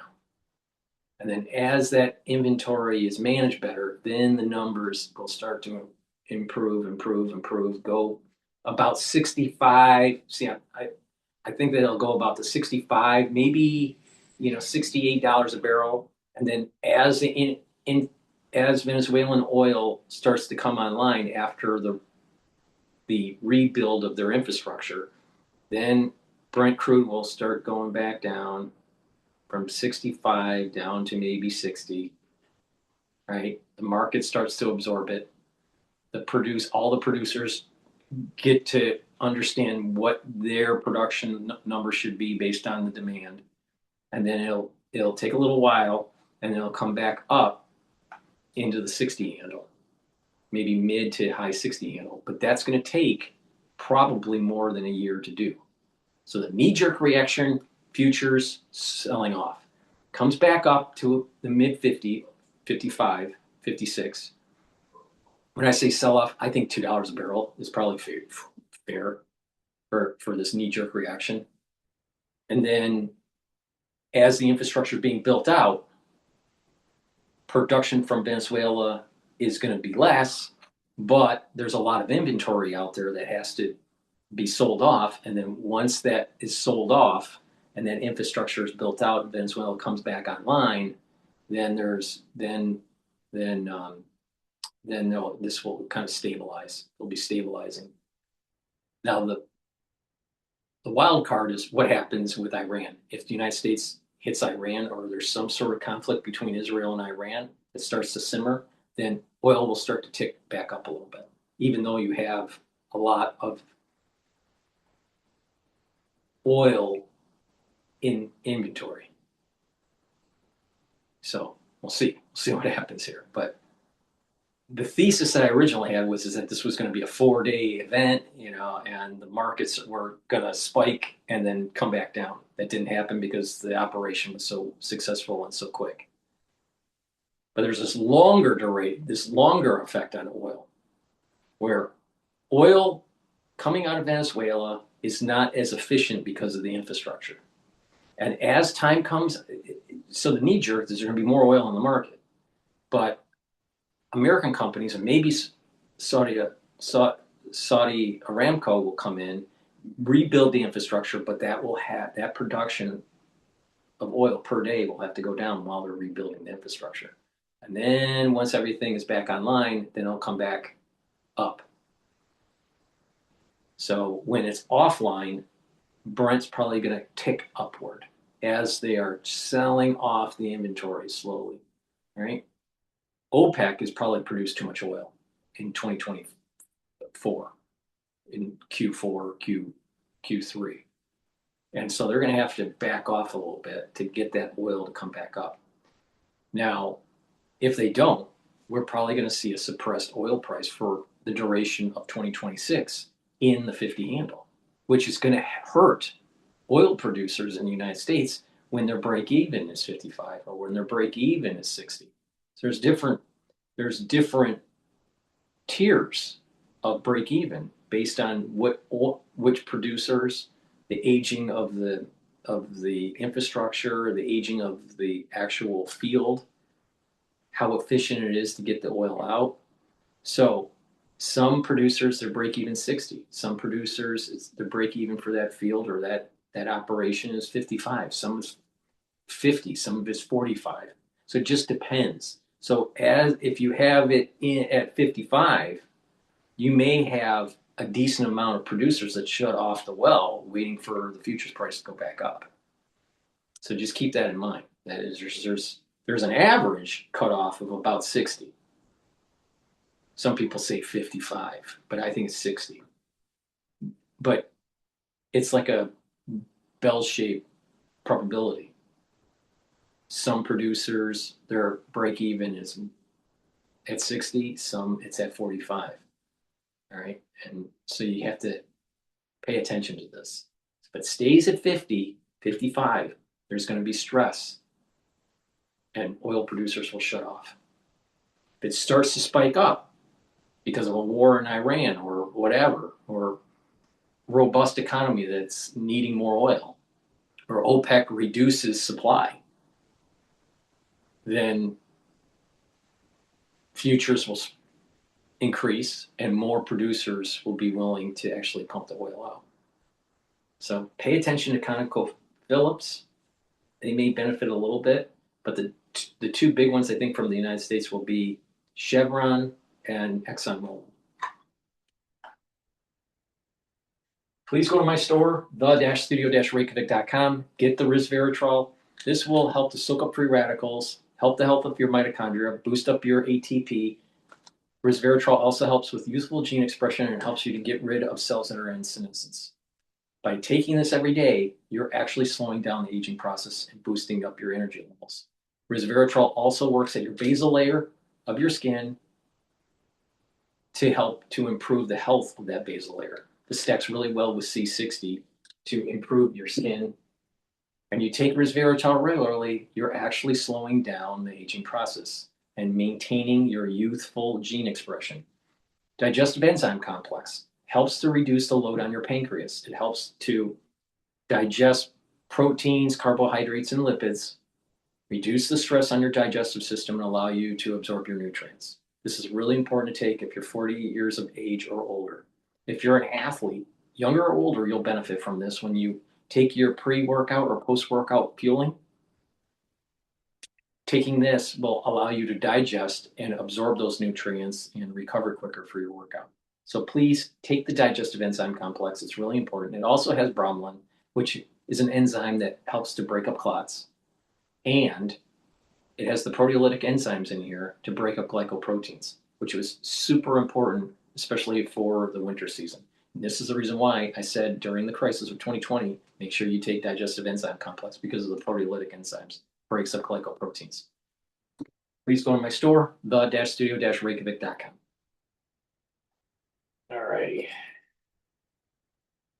They're just replaying on all right, so let's listen into here.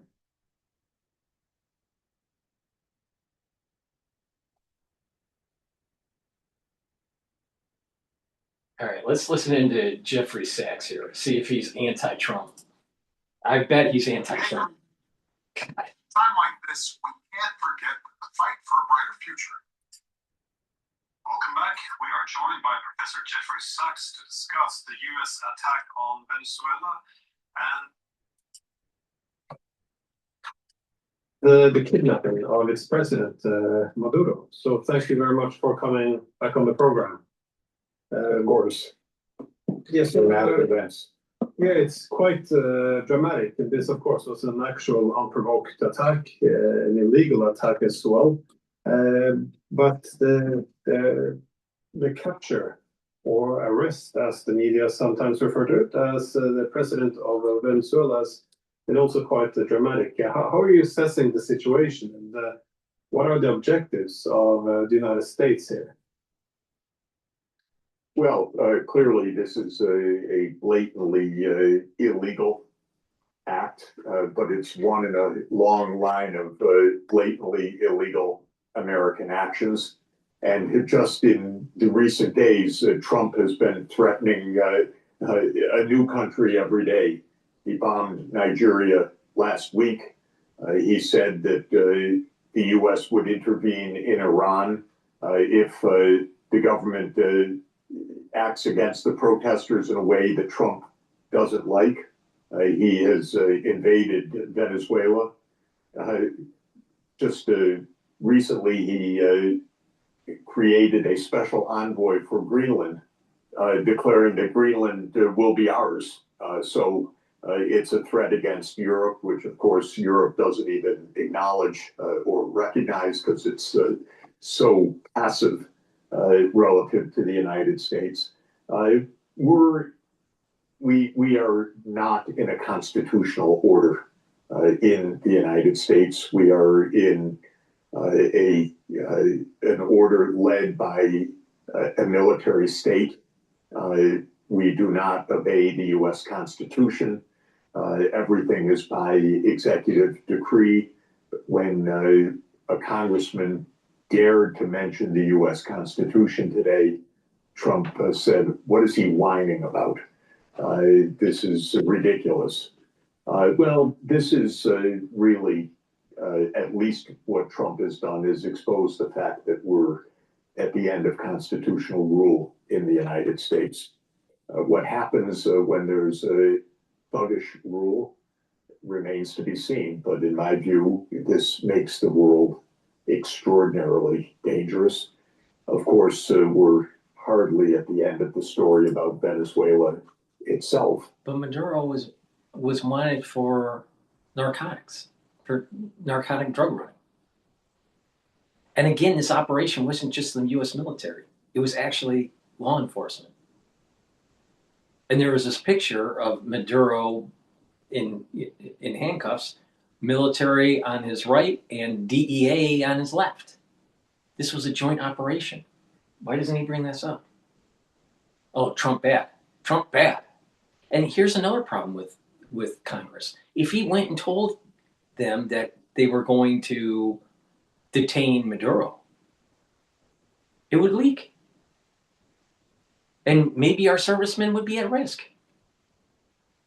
And another problem, Congress doesn't really want to actually solve the problem. Trump is trying to solve the problem. So I don't think Trump did anything wrong.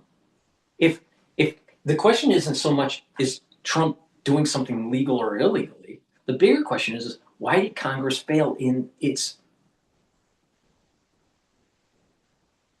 chartered responsibility? Why did they let the land in our border be porous?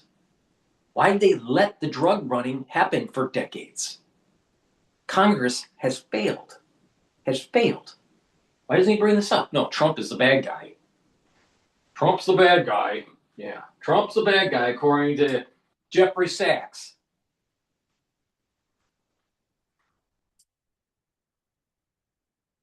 They have arrested a president, but this is not the end of anything. The whole history of U.S. regime change operations, which number probably around 100 such operations since the end of World War II, is a record of bloodshed, violence, deliberate creation of instability, coups, assassinations, civil war. So we don't know what will come next. Yeah. But we know. But he doesn't mention that Venezuela took American property because it socialized it. He doesn't bring that up. Venezuela stole American property, American companies' property. And not only that, yes, there has been lots of, incursions, nefarious incursions. But you know what? There's a difference with Trump compared to other presidents. Now, I'm concerned that he doesn't go all the way when it comes to protecting Taiwan. And I think he should have killed the Ayatollah when he had a chance. But there's nothing wrong with what he did. And actually, he should continue on and say, okay, this is the warning sign, Colombia. Get your shit together or something bad's going to happen. And notice how Jeffrey Sachs, he's kind of like, a little bit walking on eggshells. Maybe the logic argument isn't like holding as strong. And so he's a little weary. Trump is bad, but he knocked out a narco terrorist leader. The question is, do you really think that Maduro is a legitimate leader? When you look at the jump diffusion with the votes, that jump diffusion is a sign of manipulation of the vote.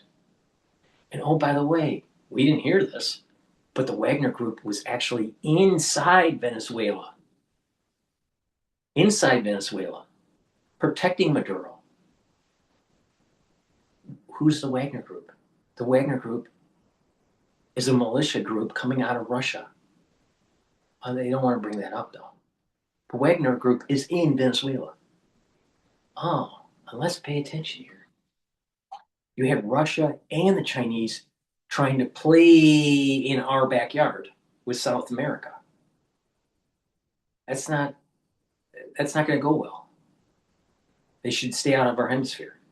Why doesn't Jeffrey Sachs say that? What's wrong with being strong? Once again, Jeffrey Sachs, weak.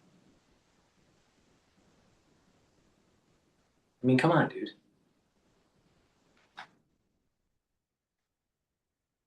And then another thing that was really important, people were saying, SEAL Team 6. Not everything is done by the SEALs.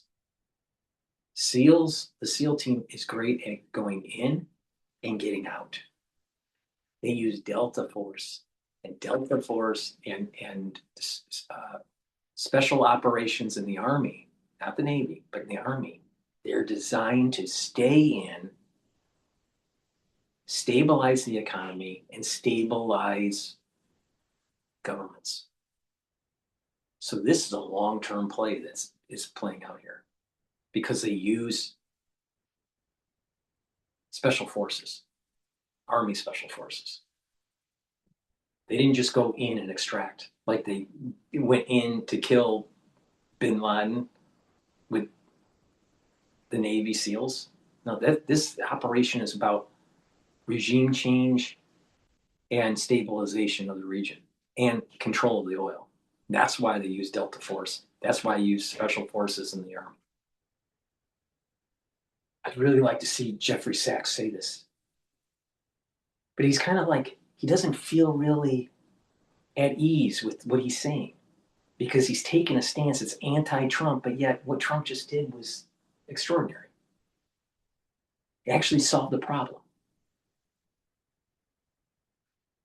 Watching how he just kind of like doesn't feel at ease when he's talking. Lurie, it's also interesting, though it's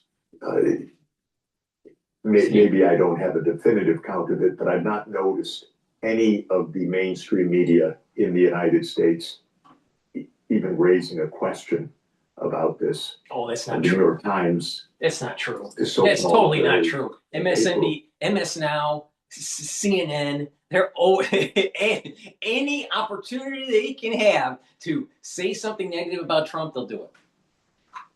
He's not even paying attention.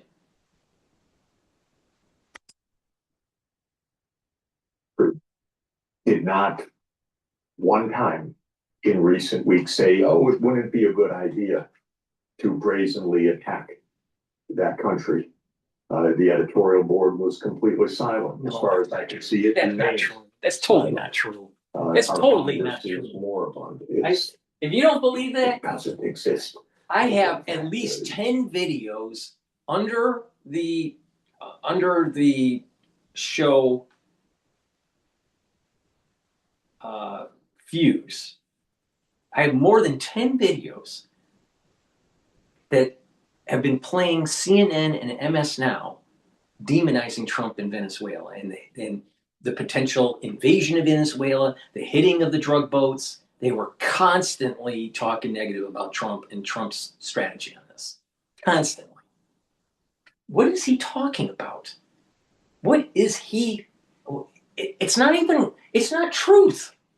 This is the point I'm making. It's like he's making up stuff. It's either because he doesn't know or he knows better and he's just saying it for clicks or for notoriety to get on these podcasts that are anti-America or anti-Trump. Have you noticed this with podcasts? It's all about anti-Trump, anti-America. You know what? Have you noticed the hat that I'm wearing? It's a Detroit Tigers hat. Detroit literally manufactured the war effort to win World War II. Okay? And Detroit and the suburbs of Detroit used to be the richest area in the world. In the world. Now, a lot of people think, oh, it's a rust bucket, blah, blah, blah. Well, there's an awful lot of rich people in Detroit. Right? But the thing here is that it takes military prowess. It takes a strong economy. And I would really like to understand Jeffrey Sachs, the economist and the political strategist now and the international affairs guru, who happened to fail shock therapy in Russia. All right. I'd really like to understand. I'd really like him to say, you know what, building the economic clusters in the United States is really important for military prowess and for us to bring down our debt to GDP ratio. What Trump did was extraordinary, taking the risks and executing and winning. What happened in Venezuela was flawless. Flawless.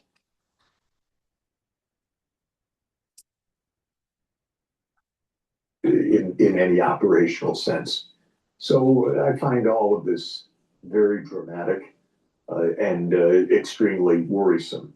Though I hasten to repeat, we're not at the end of the story by any means of what will transpire in Venezuela itself. There is a government in place. There is a military. There is a mobilized part of society. There's lots of guns around. This is not a simple, smooth takeover by the United States as much as Donald Trump might believe so. Yeah, that long list of only the threats being made over the past few weeks is quite extraordinary. And we see Trump getting increasingly unhinged, not just at the domestic, but also at the international level. But the Europeans, though, the leaders of Europe have predictably showed their obedience and offered their support, making it clear they consider Maduro illegitimate and seeking, essentially to back the American position on this. But what does this mean for Latin America? Because in the U.S. national security strategy, it outlined clearly that this was more or less America's backyard now, and it wanted other great powers out, and the U.S. should reign supreme. Is this something, a warning for what's to come in other places in Latin America as well? Well, first, let me say a word about Europe. It's a very sad day for your country, Glenn. I think we can rename the Nobel Peace Prize as the Nobel War Prize. It was given to a person this year who called for exactly what has happened today, who called for a military strike by the United States on Venezuela. It came to pass. This is a tragedy for countries, governments, and institutions that once upon a time talked about international law. The European response has been pathetic. Absolutely.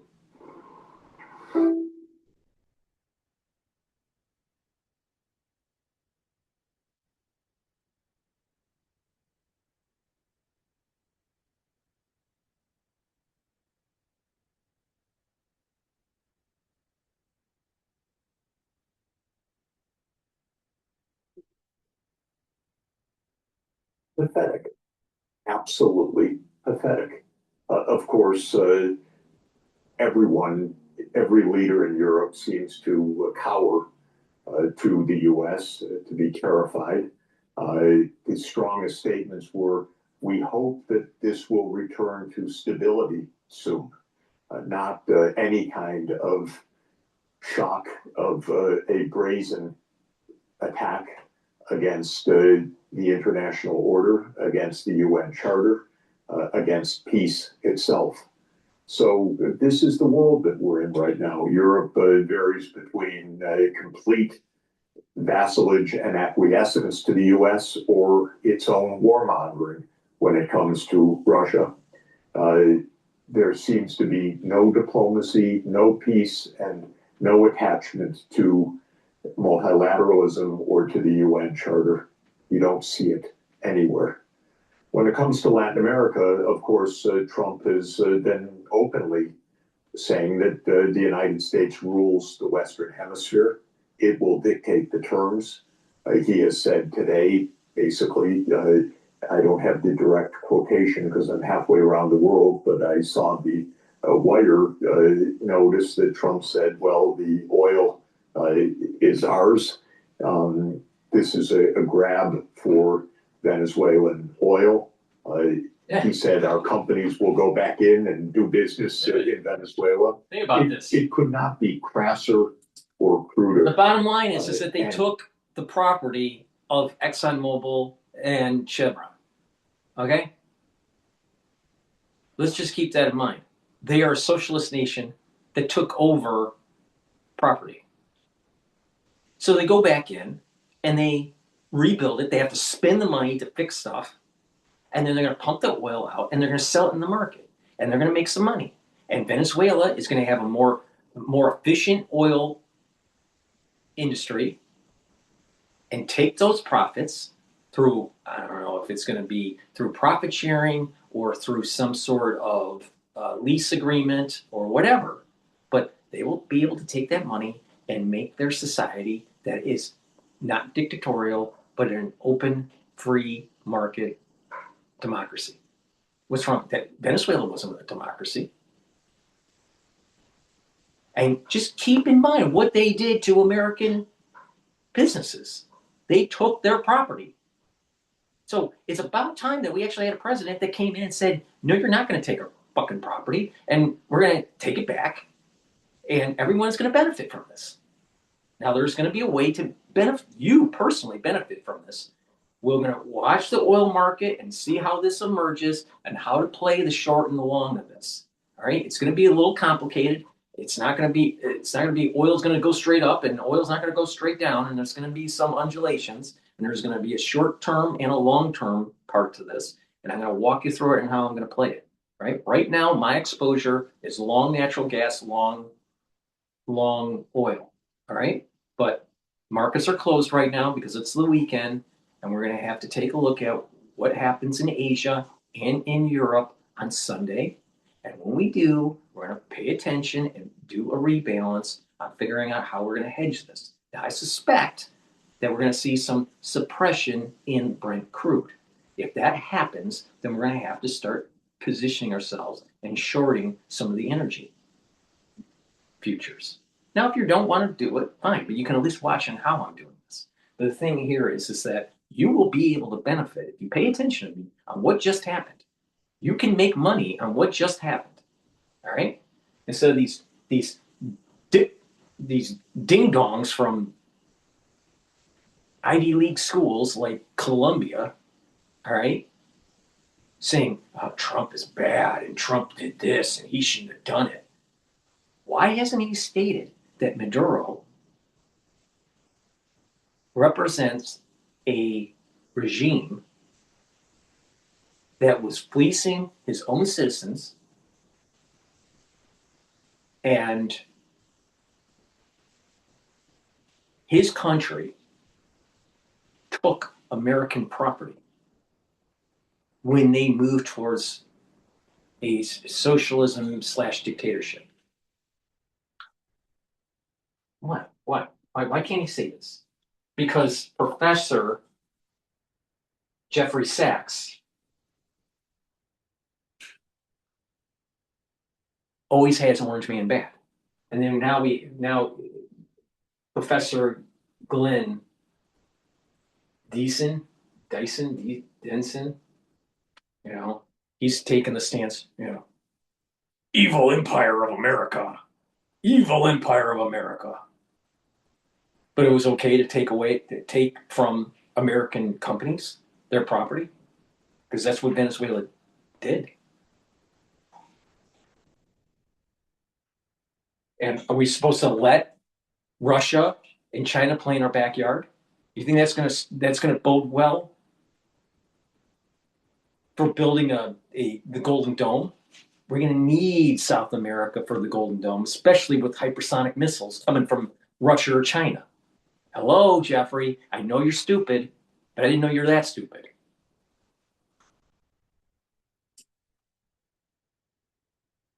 We've been there before in this kind of world. We have had a world of sheer imperialism that it was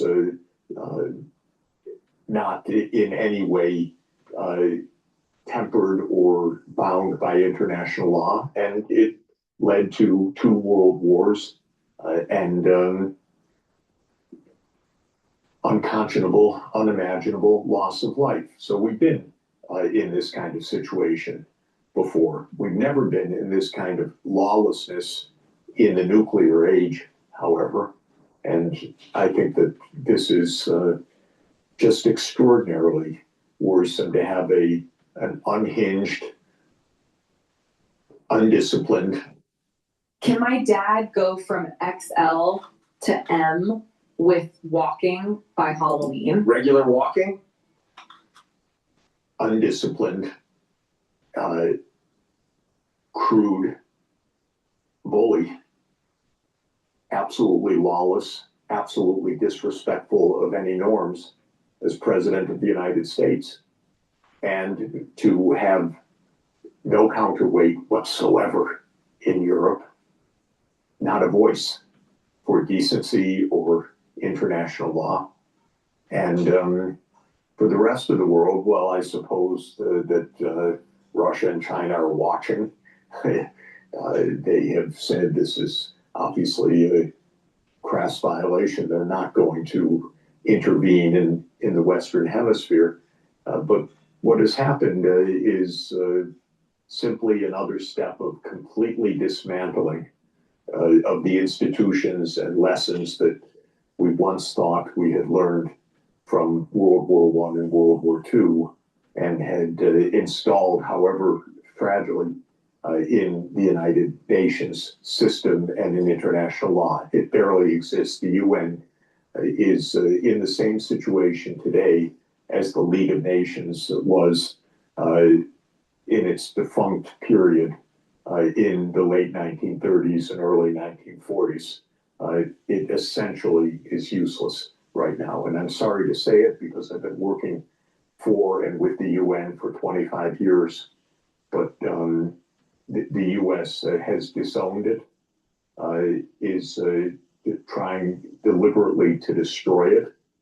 And while one hoped that the rest of the world would rally to its defense, we see that Europe is silent And our lights went out. I'm in the Himalayas right now, and so, but I don't see what is needed right now, which is the rest of the world rallying to the cause that this can't stand in this way.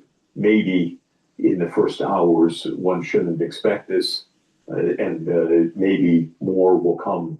But it's a very, very alarming period. The US is deliberately out to rip up any semblance or shred of international law. I don't know how Europe will feel when the United States invades Greenland, but don't be surprised when it happens. Trump has announced it. He has announced it again and again, and it's very, very likely to happen. One day, Trump will say we have a national emergency, and Greenland will be occupied. And then probably Europe will say, oh, thank you, US. It could have been worse. This is how things are right now. Principles, who needs them? You mentioned the Norwegians gave the Peace Prize to Machado, and I already see that Fox News has announced that she is the logical successor now after Maduro's fall. This is how they frame it. But of course, all of this is this was to a large extent the purpose, I think, of giving the prize, is to give the legitimacy for the invasion, given that she has been a supporter of it. But it also, of course, was complemented by other justifications. We heard about narco-terrorism. We're told that Hamas, Hezbollah, Iran, Russia, China, all of these actors are operating in Venezuela, whatever that might mean, which makes it also legitimate. And of course, Trump said that this is our oil and we want it back. So with all of this, it bears different justifications.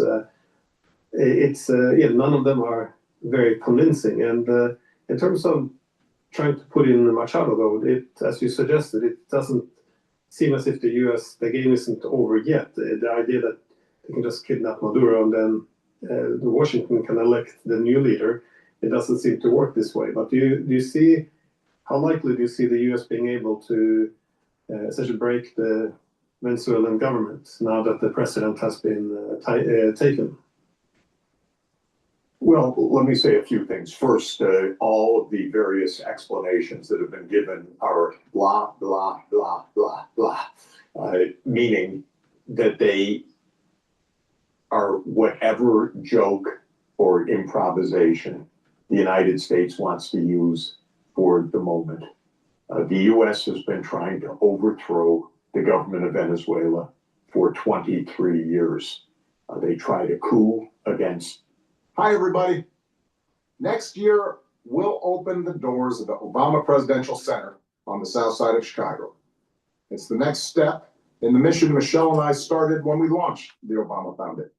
They tried a coup against the predecessor of Maduro, Hugo Chavez. They have announced that the US is the enemy, that Venezuela is the enemy of the United States, to put it more clearly, because this has been a left-wing regime that believes that Venezuela's resources belong to Venezuela, and that Venezuela does not have to follow the US dictates on who controls the oil and who receives the rents and so on. And so this is a long story, and it's very important to understand. In 2017, in Trump's first year of office, he said to a dinner table of Latin American leaders, why don't I just invade Venezuela? Two of the leaders talked him down from that. I heard from two presidents that were there independently about this dinner. That idea of Trump of invading Venezuela is 8 years in the making. The lead cheerleader of invading Venezuela was Senator Marco Rubio, and now Secretary of State Marco Rubio. And there were celebrations in Florida today of Venezuelan expats and others celebrating the U.S. action. What does this mean? This is partly U.S. politics because Florida is a swing state, but it means it's been a long-term project. Whatever is said is just blah, blah, blah. This is a concerted, long-term attempt to bring down the government of Venezuela. I think people would do well to understand how the U.S. foreign policy operates.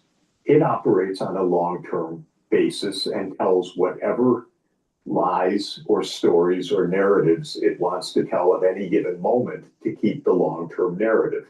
In the case of Ukraine, it was a 30-year project to bring Ukraine into the American military orbit. This goes back to the early 1990s. In the case of Venezuela, it's been a more than 20-year effort. In the case of Syria, where Bashar al-Assad was brought down last year, that was an effort of 13 years by the CIA and the US deep state. These are projects, and trying to overthrow Venezuela, which just happens to have the world's largest reserves of oil in the whole world, larger than Saudi Arabia, though more expensive to produce because it's heavy oil, but still the world's largest reserves. Well, this is a project of the United States. Trump is unusually thuggish.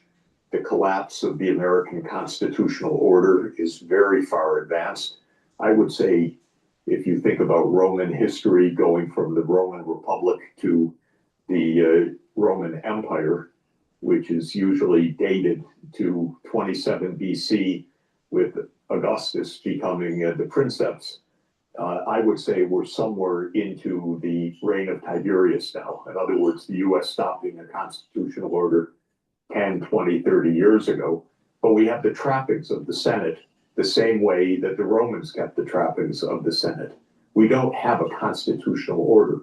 We have a president enriching himself and his friends. Nobody says a word. We have a president that rules by executive decree. No one says a word. We have a president going to war against Iran or complicity in Gaza or attacking Venezuela or bombing Nigeria. Nobody says a word. We're into a post-constitutional order in the United States. So this is really our situation. It's quite dramatic. The world should not sit by if it takes any lessons from history. This is an extraordinarily dangerous period.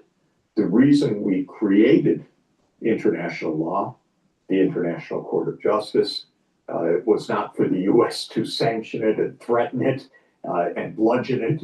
It was to avoid global dangerous rhetoric, violence, and terror attacks. Jews are being targeted, but UJA is here, securing 32 global annihilation in a third world war, but that one in the nuclear age. We're getting closer to that every moment when we rip up. No, to give the Peace Prize to Machado, it made some sense because for the past 30 years we've been saying that peace depends on democracy, and democracy is delivered by military force. So essentially war is peace. This is kind of the logic for the past 30 years, but you see now in the media some repetition of this. That is, all the media outlets, they don't discuss the legality of what the United States has done, but they refer to Maduro as a dictator and suggesting, well, now there might be freedom. So they do what they can to make this seem legitimate. And of course, so having Iran and having Venezuela in a status quo environment is better than what just happened. I mean, come on, guys. See, it's constantly America bad and Venezuela good. All right, let me introduce a new product that I have on my store, the-studio-reykjavik.com. Click the link in the description of this video, and it'll take you to my store. You can take a look at this new product. It's called collagen. Okay, not collagen. Collagen is this. All right, this is called collagen. Right, and what this will do is just help with the health of your joints. All right, reduce pain, bring down inflammation, and help to build up that joint and prevent further deterioration. Super important. It does work with the collagen, but collagen is a new product. All right, it's a dropper. You put it underneath your tongue and you drink filtered water. I'm going to go over a separate video on the details of how this works, but this will help to bring down inflammation, reduce pain, and also help to remodel the joint. Because if you reduce inflammation, chronic inflammation at the joint level, right, and you allow for certain receptors and gates to open up properly or function properly, you will be able to allow for nutrients to come in to help with the health of the joint and the cartilage. I'll go into details about how this works.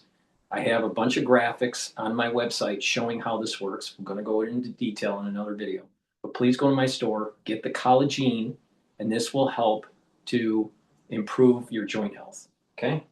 I also have another product called Super Strong Relief. All right? And what this is that you rub it on the area of your skin, and what this will do is reduce that pain that you may have in your muscles or in your joints. All right, so this will help with the relief of it, and immediate relief. All right, while the collagen is working internally to help bring down inflammation, help with the chronic pain, and also help to remodel and give nutrients to the joints and the cartilage so you are able to slowly rebuild the joint. Now, how this, and a lot of times if you have a sports injury or just getting older, so you can use these together, right? You rub this in the area for the actual relief for the pain, and then take the collagen to help slowly rebuild. Now you can stack it with the collagen that will also help with joint health. Now, by doing light resistance training in the problem area, you can slowly build up that joint and reduce that pain. All right, but you got to slowly rebuild it. Another way to do this is taking vitamin D3 and K2 and K7 molecule with the collagen and doing light resistance training, taking in calcium, doing light resistance training to remodel osteoarthritis. All right, so the most comprehensive way to do this is to take the vitamin D3, the K2, some calcium, either through drinking milk or taking a calcium supplement, taking the collagen, and taking the collagen.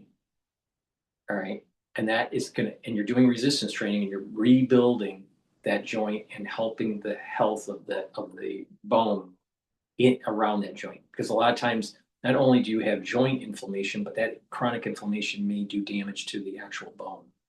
So you want to kind of remodel the bone and help with the joint. All right, and to have instant temporary relief, you can get the super strong relief.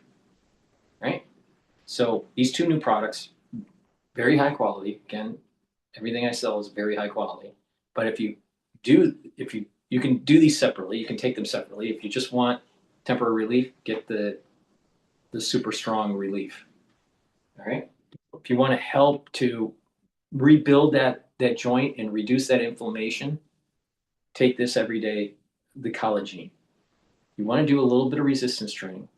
And if you want to help rebuild the musculature and help to strengthen the bone in that area.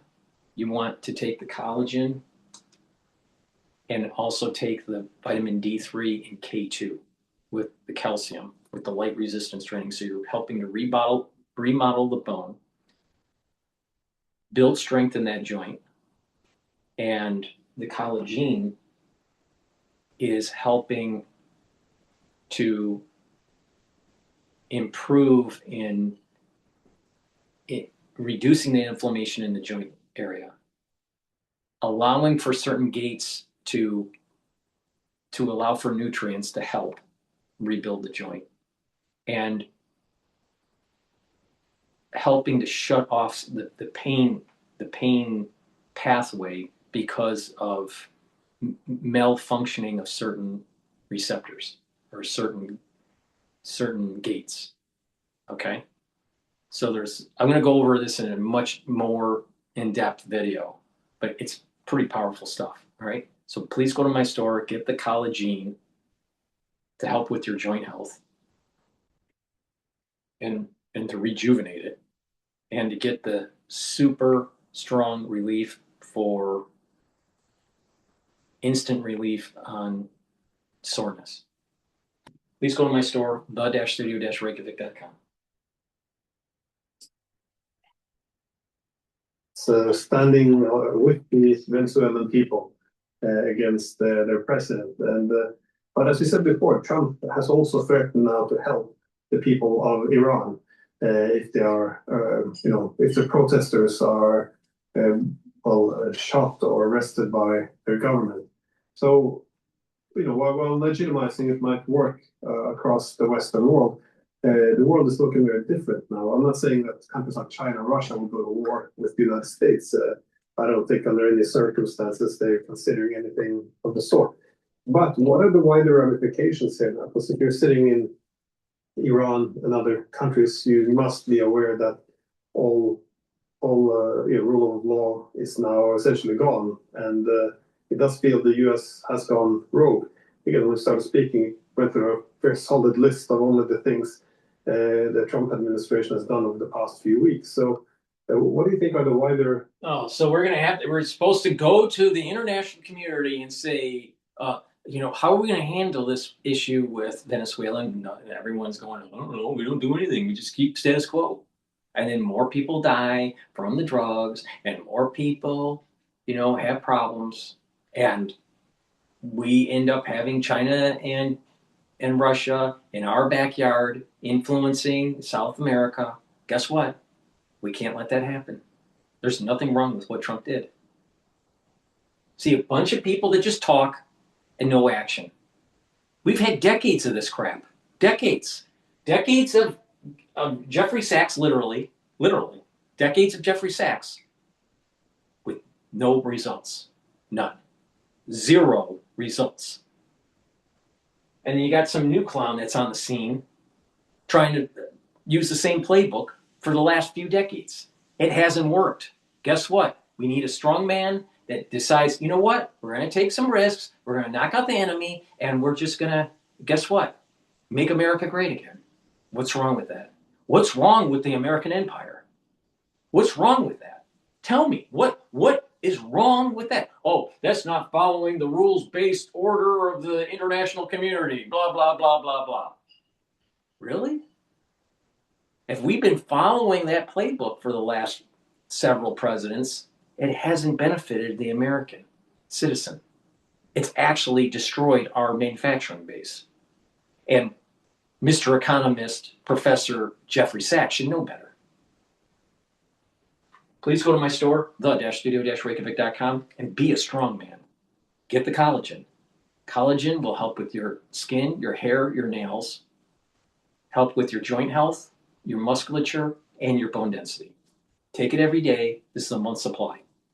Also, get the vitamin B complex. This will help to boost up your energy levels, rev up your metabolism, and protect your neurons. The B vitamins in here, the first 4 B vitamins, helps to boost up your ATP. B12 helps to protect your neurons. That's really important, especially if you're 40 years of age or older. Protecting your neurons, really important. Brain health, really important. Clarity factor gets rid of brain fog, allows you to concentrate. And you take this every day, you're going to have better neural connections, positive neuroplasticity. You'll be able to think faster and you'll have better memory. Take it every day, drink it with filtered water. Maybe Jeffrey Sachs should be taking some clarity factors so he can get rid of that brain fog, thinking that, oh, Trump is so bad. Maybe if we get rid of that brain fog, maybe Jeffrey Sachs will say, you know what? Knocking out Iran and knocking out Venezuela was a good thing. Implications beyond, of course, the sufferings in Venezuela. Well, the first thing I would say, by the way, is that the idea that democracy is peace is a fairy tale that was disproved 2,300 years ago and countless times since then. Athens was the democracy of its day, and it was utterly imperialistic, making war, destroying other city-states. It finally ended up in a way committing its own suicide by an extravagant adventure to conquer Syracusa, a city-state in Sicily, which then, when it failed, left it exposed to a final defeat by Sparta in 404 BC. In the 19th century, the great democracy was Britain. This pisses me off. They strip table salt down to 2 minerals, call it healthy, and then wonder why people are inflamed. The Red Book was Britain, certainly the most violent country of the 19th century, the country that attacked just about everybody in the world. And in the 20th century, the United States, especially in the second half of the 20th century, when the US became the global hegemon or the would-be global hegemon replacing Britain, the United States has certainly been the most violent country in the world. 100 regime change operations or so, wars of choice, perpetual war, all on whatever narrative, whatever lies, whatever story the United States wanted. And for many reasons. He has a tenured position over at Columbia University because of the hegemonic power of the United States. Do you think he would be able to say the certain things that he's saying right now against his country in Venezuela, in Russia, in Iran? Oh.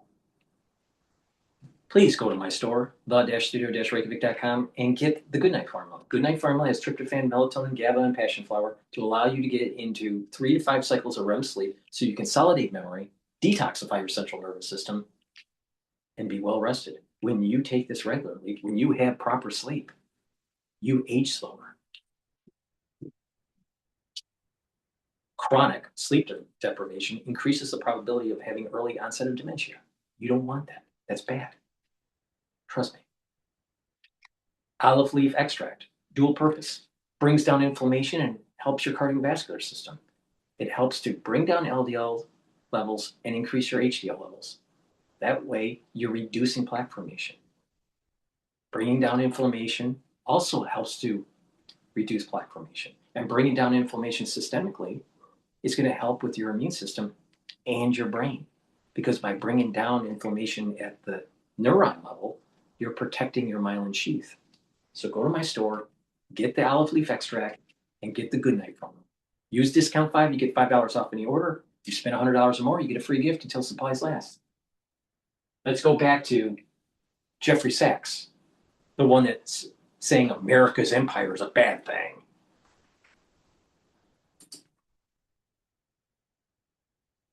Whether it was resources or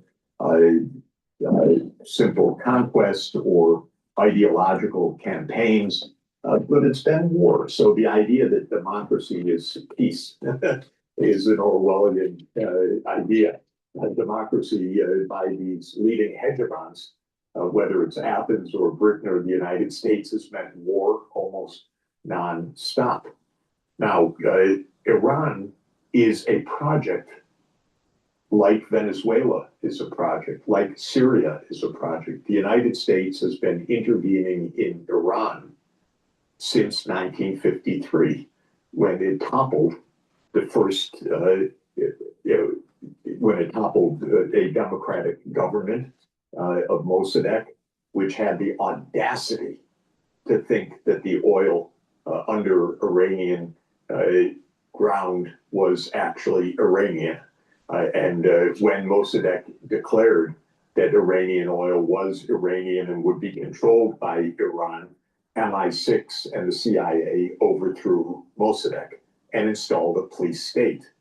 When the police state fell in 1979, the United States armed Iraq to attack Iran, and hundreds of thousands of lives were lost. Since that time, the United States has tried to destroy Iran in multiple ways, economic sanctions. He's missing a lot of the details. Russia was involved. We were worried about the Cold War at the time.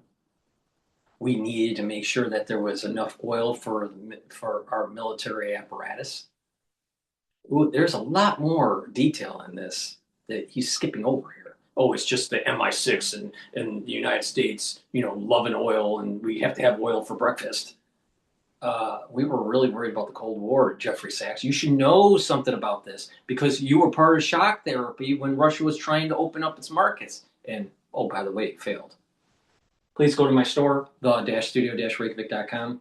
Get the Boomer Boost. Boomer Boost has 68 nutrients, and this will target multiple systems. It will help to improve your brain function, help with your musculature, help with your cardiovascular health, help boost up your energy levels, rev up your metabolism. You'll be able to control your weight, be able to control your A1C levels, your blood glucose levels. You're going to feel the effects of this within 72 hours. You're going to have a steady burn of energy. You'll have more energy and be more active and just have more vitality. And you take this regularly, what you're going to notice is you're aging slower. When you age slower, your immune system starts getting better, your endocrine system starts getting better, your brain function gets better, you're going to be able to concentrate, you sleep better. And you do a holistic approach with proper diet and exercise, drinking filtered water, staying away from processed foods, learning new things, reading and writing, staying away from doom scrolling. Guess what? Your body heals. Make sure you do some resistance training and some cardio, a 65-35 split, heavier on the resistance training. You want to build muscle. When you're building muscle, make sure you're building up muscles for your back so you have proper posture, and that has added benefits. You'll have better venous return flow to your heart, so that's going to improve your cardiovascular health. By having better back posture, you're going to have a better flow for your lymphatic system, so your immune system will improve. And your bone density for your vertebrae will be denser. You'll have the musculature to align your spine properly. Very important. When you have better back muscles, the chances of you having a bad back or pulling a muscle and all this is reduced. What are some of the common themes that people say that they have when they age? They pull their back out. They don't have energy. They're slouched over. They have bad back posture. Their immune system starts to falter. They start building up free radicals. If you pay attention to what I've been telling you, we're targeting all those problems. You follow my advice and take the supplements that I have on my store, you will slow down the aging process 100%. No doubt about it. No doubt about it. I am the most comprehensive, most accurate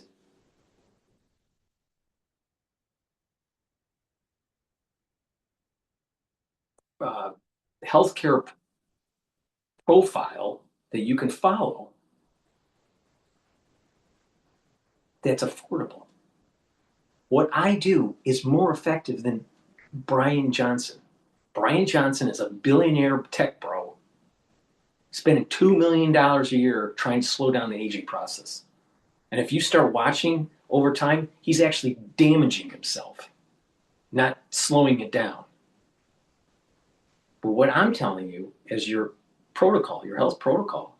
It's affordable and it's doable. You don't have to be a billionaire.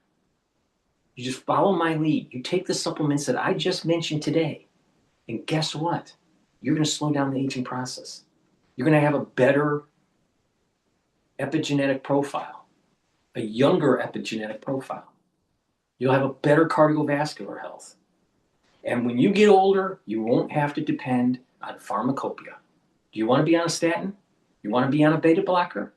Do you want to be on metformin? Well, then just be a typical dipshit American eating the SAD diet. But if you don't want to be dependent on that, and you want to have vitality and be the most energetic self that you can be, follow my lead. Trust me on this. Please go to my store, the-studio-reykjavik.com, and get the Boomer Boost. Repeatedly, of course. That's why there are protests, because the economy is in a collapse. But the U.S. Is the agent of that sanctions regime.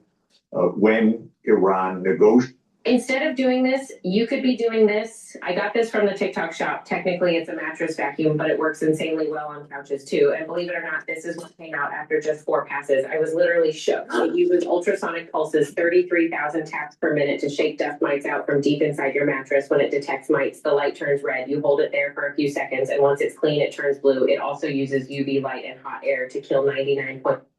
When Iran negotiated an arrangement to absolutely show that its nuclear program was curbed, Trump said no.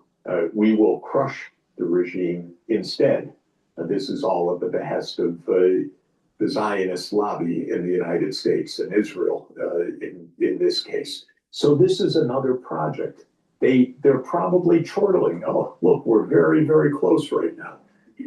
We should understand that the protests in Iran are part of the script. I'm not saying people aren't protesting. I'm saying the U.S. has gone out of its way to crush the Iranian economy and to crush the regime. And last week, Trump made all of this very, very clear. So we, I think, can expect Israeli bombing soon, or maybe U.S. and Israeli bombing soon. Or some other CIA operation. God only knows. But I was saying that for the world, this is it needs to. It needs to. The Iranian regime, the Ayatollah, should be destroyed. He should not exist. All right? I don't care about what your religion is or whatever. He should not be on this earth. Now, he's unhealthy, and so he's going to die, and there's going to be a new one. It's better off to take him out now and prevent another Ayatollah to rise up. And guess what? The Iranian people, they're secular. They want to have democracy. So we're helping them. In addition, with Venezuela taking over its oil, remember what I said. Short term, there's going to be the oil price is going to go down, but then it's going to come back up. All right? But as the infrastructure is rebuilt and more oil is coming online from Venezuela, there's going to be more supply, and therefore OPEC is going to have to cut their production. But as it takes a while for all these adjustments to take place, there's going to have to be a war with Iran to jack up the price for the oil producers. So instead of whining about it, why don't you position yourself so you make some money?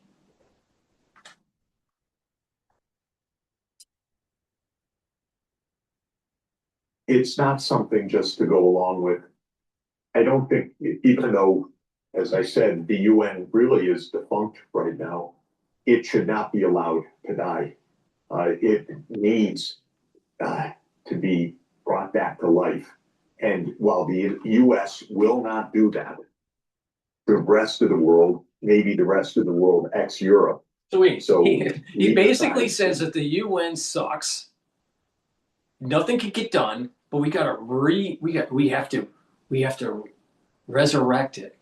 We got, Trump is out of control. The problems that we have today is because of a weak international community. All right? Look at Europe. Look at what they were doing with NATO. Americans were paying for it, and what did they do? They didn't pay their fair share of their military expenditures, and instead they moved that money into social programs for their citizens. So basically, Americans had less social benefit, but we were paying the bill for NATO, while the Europeans had more vacation time and more social programs. Do you think that's fair? I don't. Trump says it's not, and said, enough is enough. You're paying your bill. You have the international community at the UN supporting dictators, supporting South America, South Africa, and its new, version of racism.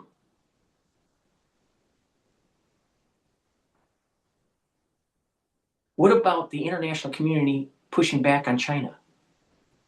They're not. They're afraid because they were bought by the Chinese.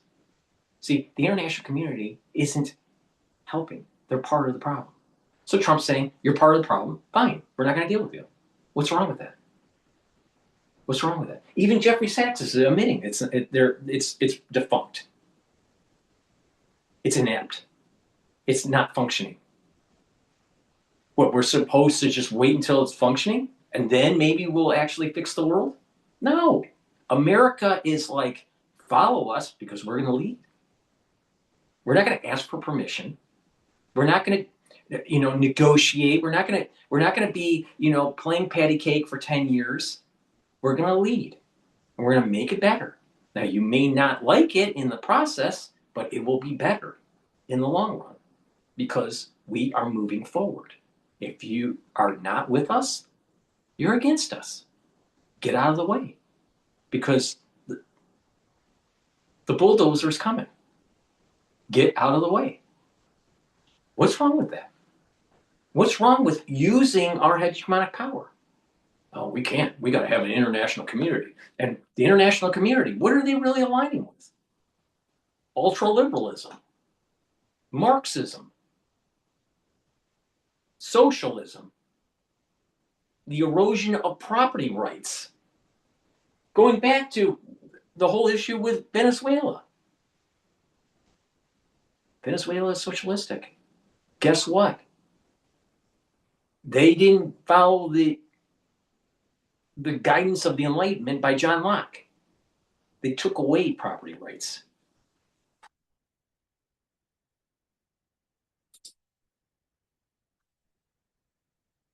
Alliance, so-called, you have 85% of the world that really should not want this kind of thuggery.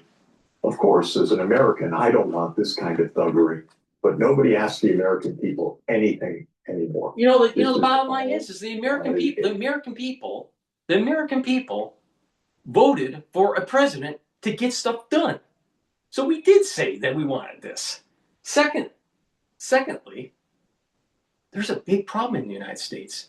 God, country, and family has been eroded. You need that foundation, those pillars, God, country, and family. Most of Americans, they want to support abortion and kill fetuses. More than 65 million of them have been killed since 1970s in the United States alone. What about patriotism? In 2024, early on in like the first quarter, second quarter of 2024, was it 2024? No, 2023. You had the Palestinian flag being risen above John Harvard. That doesn't seem like it was like patriotic. What about all these times about the BLM movement where they're telling people to take a knee and disrespect the American flag and the national anthem? What? That's disrespectful to the American to the country. What about God? You got lots of people in the urban setting stealing people's property. Don't you remember the 10 Commandments? There's a problem there. There's a problem there. A lot of the people in the United States, they don't have the moral fiber. And that needs to be corrected.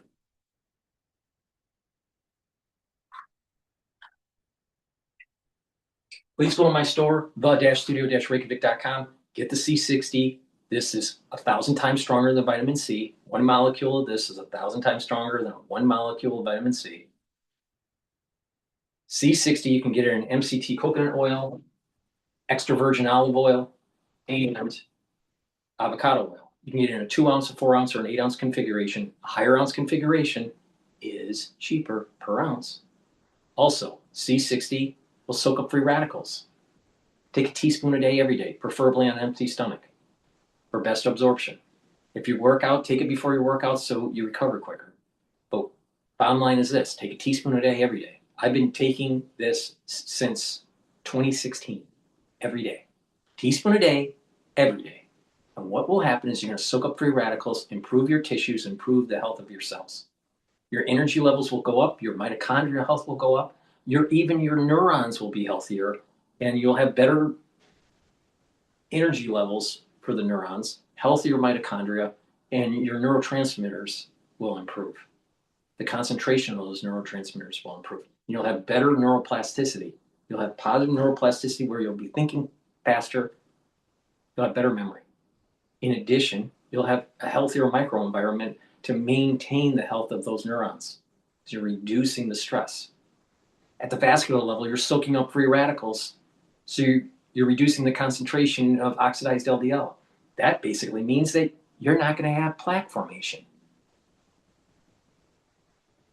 So it's really important to take every day. Take a teaspoon a day every day. This also helps with your basal layer to improve your skin. It stacks really well with resveratrol. They work together at the basal layer to improve your skin cells. When you start taking this, you'll start to feel the effects of this within 2 months. You'll notice that you have more energy, you're recovering quicker after a workout, your immune system is improving, your endocrine system is improving, your health is getting better. Over a longer duration, if you take it every day for a year, you will literally look younger. Please go to my store, the-studio-reykjavik.com. Get the C60. Take a teaspoon a day every day. Please go to my store, the-studio-reykjavik.com. And get the C60. Use discount 5 on any order. You get $5 off. All caps, discount, the number 5. You spend $100 or more, you get a free gift until supplies last. Military state that we're in, that is extra constitutional. Well, it seems that the success of the U.S. attack though on Venezuela will to a large extent depend on how quick they can do this. If they're able to topple the government and get this done by the end of the weekend, then it will be low-hanging fruit. Just we went in, we showed strength, and now we have all their oil. But if it drags on, it could be deeply problematic. Yeah. How do you see this affecting the base of Donald Trump? Because it appears that the America First people are already quite kind of split with the people essentially aligned with the ideas of Tucker Carlson. You're watching the Wellness Hour, news that makes you healthier. I'm Randy Alvarez. Today's topic, replacing missing teeth with dental implants. According to my first guest, essentially aligned with the ideas of Tucker Carlson, see this as being a violation of what Trump's mandate, what they voted for. I think you're exactly right. What will determine the verdict is what happens in the coming days and weeks and months. My guess on that, and I will underscore guess, is that nothing will go smoothly. We have a long history of regime change operations. Sometimes they succeed. This one has not even succeeded yet. This has been a decapitation of a president and his wife, not of the regime. And it's hard actually to see how the regime is brought down by this per se, but there could, it's possible that something more happens. I'm sure there are plans and ideas, but the history of these operations is that they are followed by long periods of unrest, coups, instability, insurrections, civil war. And I think that this is quite possible what will happen in Venezuela. There's a very good book that everyone who wants to understand American foreign policy should read called Covert Regime Change by Lindsay O'Rourke, who was a Ph.D. student of John Mearsheimer and wrote her dissertation on the 64 covert regime change operations that took place between 1947 and 1989. By the way, covert regime change is a little bit of an oxymoron. When the regime is changed, you know who did it. What covert means is the U.S. lies about it. So not that it's unknown who did it, but that the U.S. lies about it. So you could say 64 regime change operations in which the U.S. lied. Now, she documents what happens. Many of them failed to achieve regime change. Maybe they assassinated a leader but didn't change the regime. Many changed the regime, but of those that changed the regime, most descended into prolonged instability. There are very few cases where the U.S. political purpose was served by what happened. Even if you don't accept the U.S. political purpose as legitimate, just to ask the question, did the U.S. achieve its aims? The answer is very, very rarely. And I think in the case of Venezuela, it would be a real long shot that the U.S. achieves its aims. Even, and I don't accept the aims, but even if one accepted the aims of regime change, the idea that this will lead to a pro-U.S. democracy in which Chevron and ExxonMobil will thrive. Well, that's Trump's aim, but I think it's unlikely to be realized. So I can't help but to think that I think Chevron's going to make some money. I think ExxonMobil is going to make some money. And you can position yourself to be able to play the volatility of the oil market in the futures or invest in those companies that earn a dividend, like Chevron and Exxon. It's not a big deal. And guess what? We just got rid of a dictator. There's nothing wrong with that. There's nothing wrong with that. Don't be apologetic. What's wrong with the hegemonic power of the United States as long as we are judicious in the use of that power? As long as that we aren't hubris with that power. But we have to clean up the backyard. And the problem is that you got to stop the supply and the demand for these drugs, because these drugs are eroding our society. These drugs that are coming in, the fentanyl, the cocaine, all of it, is just the opium wars 2.0. And it's weakening our country because we have a bunch of people in it that are addicted to these substances that are making our country less productive and less viable. We need to strengthen God, country, and family. If we don't, we lose it. And knocking out a bunch of narco terrorists, narco dictators, so what? I don't care. I don't care. You know what? Sometimes making an omelet, you have to break eggs. Oh, almost every time you make an omelet, you have to break eggs. It's not almost, it's always. Jeffrey Sachs. If you don't like how the sausage is made or how the omelet is made, don't go in the kitchen. But everybody in America is benefiting from how the sausage is made or how the omelets are made. All right? They enjoy it, but maybe they don't like seeing it in the kitchen. If you don't really enjoy America, get the fuck out. Why don't you go to Iran if you think it's so great? Why don't you go to Russia if you think it's so great? That's the end of my broadcast. Thank you for listening. I greatly appreciate it. Please go to my store, the-studio-reykjavik.com. Get the great products that I have. And I also make sure you take a look at those 2 new products that I have. It's the super strong relief and the collagen. All right, not collagen, the collagen product to help with your joint health. So please go to my store, get the supplements, slow down the aging process, have more vitality, and get healthy, boost up that immune system. Thank you for listening and have a nice day.